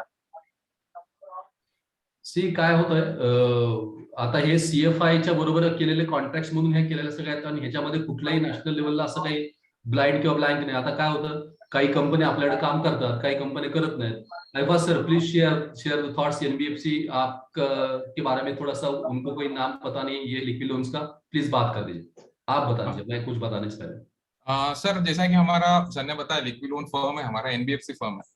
तो बेसिकली जैसे आपने सुना होगा बजाज फाइनेंस या फिर दूसरे एक्सिस बैंक, HDFC बैंक, उस टाइप का ही है हमारा.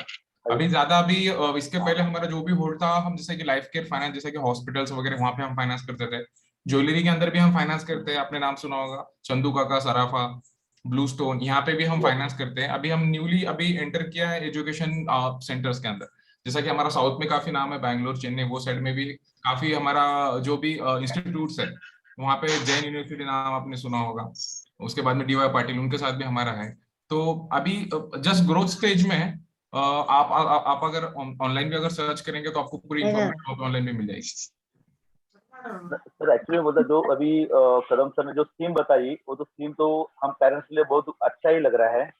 लेकिन कोई हम ऐसे फाइनेंस इंस्टीट्यूट के साथ जाएंगे कि किसी को तकलीफ ना हो जाए. देखो कभी कभी बहुत पेरेंट्स को थोड़ा सा 19-20 होता है, तो जैसा कि ऐसा फाइनेंस इंस्टीट्यूट मतलब प्राइवेट साहूकारी टाइप जैसे बोलते हैं वैसा किसी पेरेंट्स को ना हो, इसके लिए मैं आपको जानकारी खाली मतलब पूछ रहा हूँ. नहीं कोई इशू नहीं. इसके अंदर बेसिकली अगर आपने पूछा इसलिए बता रहा हूँ. बेसिकली अगर आप रिस्क की बात अगर करेंगे अपन, तो रिस्क ज्यादा आपका तो है नहीं. उसके अंदर ज्यादा रिस्क हमारे फाइनेंस कंपनी का है, क्योंकि पैसा हम दे रहे हैं सर, है ना.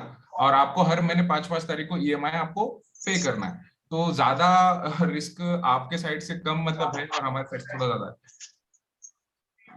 दूसरा सर मुझे ये पूछने का था, जैसा कि अभी हमारा अभी और 3 इंस्टॉलमेंट बैलेंस है इंस्टीट्यूट का, मतलब एक नवंबर में, अगला फरवरी में, वापस शायद जून में या जुलाई में आएगा.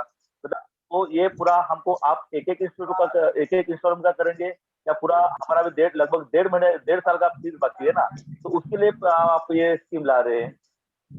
नहीं सर, जितना भी आपका लोन अमाउंट है ना, वो हमारा मैक्सिमम टेन्योर, जैसा सर ने बताया, फॉर एग्जांपल तौर पे 6 महीने का बताया था, तो तब तक का ही आपका रहेगा।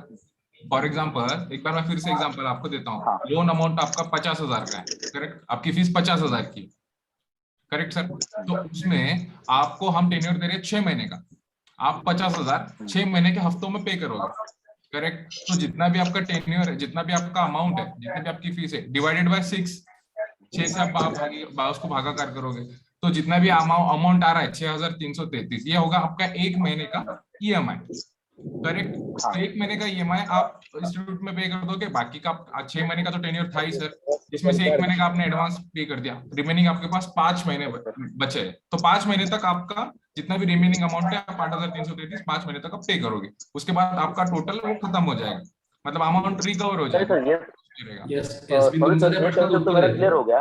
हा, आता त्याच्या पुढचे जे तुमचे हप्ते आहेत मी ते क्लिअर करतो. तुमचा पुढचा 12वीचा जो हप्ता आहे ना, तर हे पहिले 6 महिने आपण हे करून बघणार आहे. 6 महिन्यामध्ये कुणाचे कसे कसे पैसे येतात ते बघून मग 12वीच्या अख्ख्या वर्षभरासाठी पण आपण ही स्कीम घेणार आहे. पण राईट ना आपण फक्त पहिले 6 महिन्यासाठी ही स्कीम आता घेतोय. Okay sir, thank you sir. हा. Hello hello. हॅलो. हा बोला. हा सर, याच्यासाठी काय इंटरेस्ट वगैरे नाही लावणार तुम्ही तसं काय? कुठला इंटरेस्ट नाहीये, कुठलाही इंटरेस्ट याच्यात नाही, 1 रुपया इंटरेस्ट नाहीये. हा, तर ते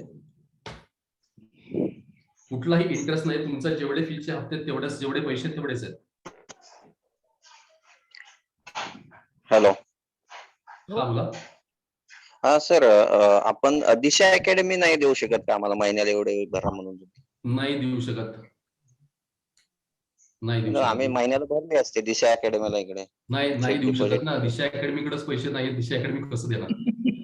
नाही, मी महिन्याला भरायला तयार आहे. नाही तसं करता येणार, कारण आम्ही ही का देत आहेत, कारण हे तुमचे सगळे पैसे आम्हाला देणार आहेत. नोव्हेंबरमध्ये तुमचे 50,000ची रक्कम हे आम्हाला प्रोसेसिंग फी कट करून देणार आणि तुम्ही त्यांच्याकडे दर महिना पैसे भरायचे. अच्छा, असं आहे. ठीक आहे. हा. ओके. हॅलो. हॅलो. हा बोला. हॅलो. हा बोला ना. सर, सिव्हिल स्कोर जर आपला कमी असेल तर ते मिळणार का आम्हाला? ऐफा sir, CIBIL score sir minimum जैसा आपको पता होगा, दूसरे एनबीएफसी जो कंपनीज है 750 के अबाउ सिबिल स्कोर रहता तभी केस अप्रूव होता है।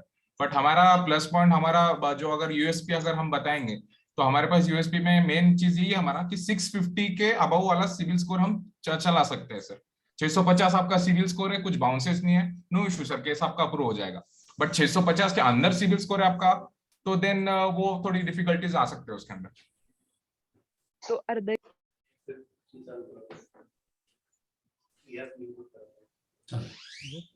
हॅलो.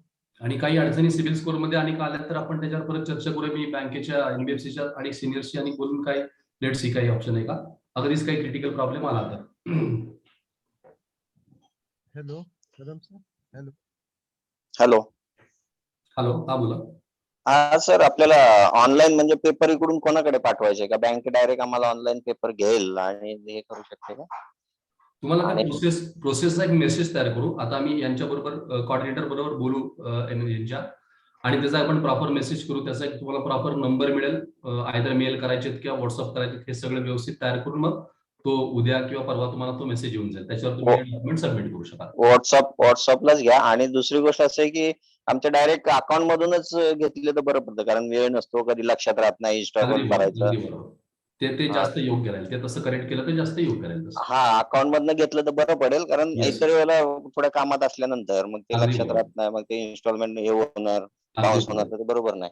अगदी बरोबर. नाही, बँक लिंक आपण तुमचं अकाउंट लिंक त्याला करता येईल, काही प्रॉब्लेम. चालेल. ओके. हो. मगाशच्या पालकांचा प्रश्न होता की दिशा अकॅडमी आपण करू शकत नाही, तर ऍक्च्युली तुम्हाला मगाशी मी उत्तर दिलं, पण थोडंसं मे बी वेगळ्याने वाटलं असेल. पण टू बी फ्रँक की हा सपोर्ट इन्स्टिट्यूटला होण्यासाठी दृष्टीनेच आपण हा गोष्टीचा प्लॅटफॉर्म तयार केला, की जेणेकरून हे एनबीएफसी आम्हाला पैसे देऊ शकेल, तुमचे असणारे पैसे त्यावेळेस देऊ शकेल, आणि नंतर मग तुम्ही हळूहळू त्यांच्याकडे भरू शकाल. आता जर आम्ही तुम्हाला डायरेक्ट असं म्हणाले की दर महिन्याला भरा, तर याच्या दृष्टीने काय होणार आहे, परत तो शॉर्टफॉल तयार होणार आहे. आणि तो शॉर्टफॉल काय होतो, मग एखाद्या ह्याच्यात पैसे कलेक्ट नाही झाले तर मग त्याचा सगळा इफेक्ट परत सगळ्या सर्व्हिसेस होणार आहे. म्हणून तर हा काढलेला मार्ग ऍक्च्युली. ऍक्च्युली सर काय झालं होतं माहितीये का, माझा ऍक्सिडेंट झाल्यामुळे थोडा प्रॉब्लेम आला, कारण प्रत्येकाला काय दिवस कसे येतात ते Yes, होतं काय yes, सांगू correct, शकत नाही आपण. अगदी खरं, अगदी खरं. हा, त्याच्यामुळे मी बोललो, कारण मी ट्रान्सपोर्ट आहे, कारण आम्हाला काय एवढं हे नाही झालं, पण अचानक ऍक्सिडेंट झाल्यामुळे प्रॉब्लेम आला मला. अच्छा अच्छा. नाही पण हा तुम्हाला पर्याय सोपा होऊन जाईल. काय तुम्हाला नाही नाही, ते तुमच्याकडे ठीक पण आहे, महिना ते तेवढेच करूया. भरायचे, त्यांच्याकडे पण तेवढेच भरायचे, त्यामुळे काही प्रश्न हा, येणार नाही. नाही आता नाही, आमचं ट्रान्सपोर्टेशन तर काही बंद झालेलं नाही, पण एक मला वाटलं होतं ते, कारण Yes, अचानक yes. कोणालाही काही प्रॉब्लेम येऊ शकतो असं. अगदी बरोबर, अगदी बरोबर. हा, बरोबर. हा. Yes, अजून काही शंका आहे का?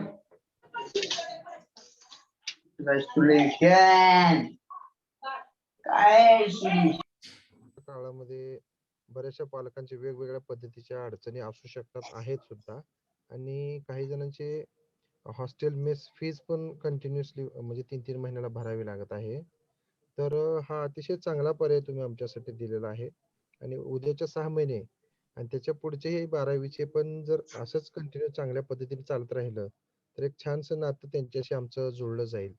आणि भविष्यामध्ये आमच्या मुलांच्या उज्ज्वल शिक्षणासाठी सुद्धा हे आमच्यासाठी खूप मदतगार होईल असं आम्हाला वाटतं. तर सर खरं खूप मनापासून आपले धन्यवाद या ठिकाणी. एक्झॅक्टली. तुम्ही अतिशय पॉझिटिव्ह हे घेतलं आणि मत मांडलं, आणि हाच थॉट किंवा हाच मेसेज मला द्यायचा होता. ऑलरेडी जसं आता एफास सर बोलले की डी.वाय. पाटील किंवा अशा जे काही ह्या प्रोफेशनल युनिव्हर्सिटीज किंवा एज्युकेशन इन्स्टिट्यूट्स आहेत, त्यांना ऑलरेडी हे सगळ्या स्कीम ते देत आहेत. म्हणजे 12वी नंतर तुम्हाला ह्या गोष्टींची गरज खरोखर लागणार आहे. काय फक्त की आपण म्हणजे थॉट बदलले पाहिजेत. एकदा तुम्ही ह्या बदललेल्या व्यवस्थेला स्वीकारून त्याच्यावर आपण चालत गेलो तर नक्की मार्ग मोकळे होतील. आणि विचार करा ना, मिनिमम तुम्ही 6 महिने किंवा वर्षभर यांच्याबरोबर प्रॉपर हप्ते भरत गेलेत आणि तुमचं यांच्याकडे रेकॉर्ड प्रॉपर जर तयार झालं, तर वाय नॉट, मग का नाही पुढे देऊ शकणार? एफा सर बताइए, आप क्या आगे जाके 12th के बाद इनको आप फाइनेंस सपोर्ट कर सकते हो ना हमारे पेरेंट्स को? बिल्कुल करेंगे सर, क्यों नहीं करेंगे, एकदम पॉझिटिव्ह तरीके से करेंगे. Yes yes yes. सो एक म्हणजे खरोखर चांगली संधी आहे. फक्त मला आता ते सपोर्ट आपण मांडतो म्हणून या सगळ्या गोष्टी आहेत. होप सो काही शंका तुमच्या असतील तर आपण त्या अजून पण क्लिअर करू. तुम्हाला आता डाऊट सगळे क्लिअर झाले मॅक्सिमम असतील, जे नसतील ते तुम्ही अकाउंट सेक्शनचे राकेश सर आणि शिंदे मॅडम हे दोन या गोष्टीशी कनेक्टेड असणारे, कोऑर्डिनेट असणारे 2 पर्सन आहेत. तुम्ही यांच्याकडे तुमचे सगळे मेसेज आयदर कुठल्याही क्युरीज तुम्ही शेअर करा, आणि एफएस सर आपल्या बरोबर कनेक्टेड आहेत, त्यांच्याकडून आपण या सगळ्या शंका पूर्ण करायचा प्रयत्न करू. पण बिफोर म्हणजे 30 तारखेच्या अगोदर, कमिंग 30च्या अगोदर तुमचे डॉक्युमेंट्स जमा होणं आवश्यक आहे. आणि त्याच्यानंतर मग आम्हाला पुढच्या सगळ्या प्रोसेस दिवाळीच्या सगळ्या टप्प्यात करता येतील, आणि बरोबर 10 तारखेला या सगळ्या गोष्टी त्याच्या अगोदरच ह्या सगळ्या प्रोसेस सगळ्या कम्प्लीट होतील, कारण सगळ्यांचं रेकॉर्ड चेक करणं किंवा मे बी त्या प्रोसेस पर्यंत. सो 30 तारखेपर्यंत आपल्याला हे सगळं कव्हर करायला लागेल डॉक्युमेंटच्या सहित. पण एनिथिंग सिंगल छोटा जरी डाऊट असेल तर तुम्ही मोकळेपणाने विचारा, कारण आपण आपल्यासाठी आणलेला हा प्लॅटफॉर्म आहे. याच्यात कुठलाही काही गोष्टींचे थ्रेट मनात नको राहायला किंवा निगेटिव्हिटी काही मनात राहायला नको, एवढीच मनापासून अपेक्षा आणि इच्छा आहे की जेणेकरून मोकळेपणानं आम्ही काम मुलांवर करू शकू. तर एक बाजूला फायनान्शियल क्रॅशेस आणि क्लॅशेस उभे राहिले आणि माझ्या समोर हे सगळे चॅलेंजेस आले की मग अकॅडमिक्स वर्किंगचं राहतं लक्ष बाजूला, आणि सगळं याच गोष्टीकडे लक्ष देऊन सगळं तेच हँडल करा, ऍडजस्ट करा वगैरे, इकडे सगळं लक्ष लावा. सो आज शांतता सगळ्यांनाच डोक्याला लागेल आणि काम मुलांसाठी चांगलं करता येऊ शकेल. Hope so. Yes first sir, thank you so much, आणि सगळे पॅरेंट थँक्यू व्हेरी मच. तुम्ही सगळ्यांनी या सगळ्या गोष्टीला निश्चित पॉझिटिव्ह घेतलंय. याच्यावर एक प्रॅक्टिकली चांगला विचार कराल. ज्या काही तुमच्या शंका आहेत त्या अजून तुम्ही शेअर करा, आणि 30 तारखेपर्यंत आपल्याला हे सगळं सबमिट करणं आवश्यक असणार आहे. राकेश सर जे अकाउंट हेड आहेत हे तुम्हाला या सगळ्या गोष्टींची माहिती शेअर करतील. एक प्रॉपर नंबर तुम्हाला शेअर होईल, आणि त्याच्यावर तुम्हाला सिक्वेन्समध्ये कुठले डॉक्युमेंट कसे पाठवायचे याबद्दलच्या माहिती शेअर होतील. आणि अजून काही सपोर्ट लागला तर सिस्टीम मधून तो सपोर्ट तुमच्यासाठी उभा केला जाईल. दुसरी मीटिंग लगेच 8:30 असल्यामुळे मला थोडंसं थांबावं लागणं अपेक्षित आहे. So thank you very much. Thank you all of you. Yes एफा सर, आप कुछ शेयर करना चाहते हो? Anything else? No sir, no. अभी बाकी सारी चीजें तो डिस्कस कर लिया, आपने भी बता दिया. सारी चीजें क्लियर है सर. कुछ अगर आपको रहता है, मेरा नंबर आपके पास आ जाएगा. Yes. जो भी पेरेंट्स है, जो भी इंटरेस्टेड है, मेरा नंबर आपके पास आ जाएगा. आप कभी भी कॉल कर सकते हैं. कोई भी आपका डाउट रहेगा मैं क्लियर करने के लिए रेडी हूँ. Yes yes, thank you so much. So हे क्लिअर आहे पालकांना की आपल्याला नंतर अकाउंटिंग हे सगळं मी म्हणाल, त्यामुळे ज्यांचे ठरलेत हप्ते ते नक्कीच तुम्ही भरा इन टाइम, आणि ज्यांना शक्य नाही त्यांनी या स्कीम मध्ये जाणं आवश्यकच असणार आहे. त्याला तिसरा पर्याय नाही, हे 2च पर्याय आपल्या समोर आहेत. आयदर 1 स्टॉक असणारा ठरलेला हप्ता भरा, नाहीतर मग तुम्ही मंथली ह्या स्कीम मध्ये इन्व्हॉल्व्ह व्हा. बस दॅट्स इट. आणि काही असेल तर अनेक शंका आपण नंतर बोलूया. Thank you very much. Thank you so much. आणि अकॅडमिक मीटिंगवर आपण पुढे जे ठरल्याप्रमाणे पुढचे सगळे प्रोसेस आपल्या सुरू राहणार आहेत दिवाळीच्या नंतर. Yes, thank you very much. Gandhi sir please. Yes, thank you students and parents. Good night. We will conclude this meeting. Take care. Thank you. Thank you. Good night.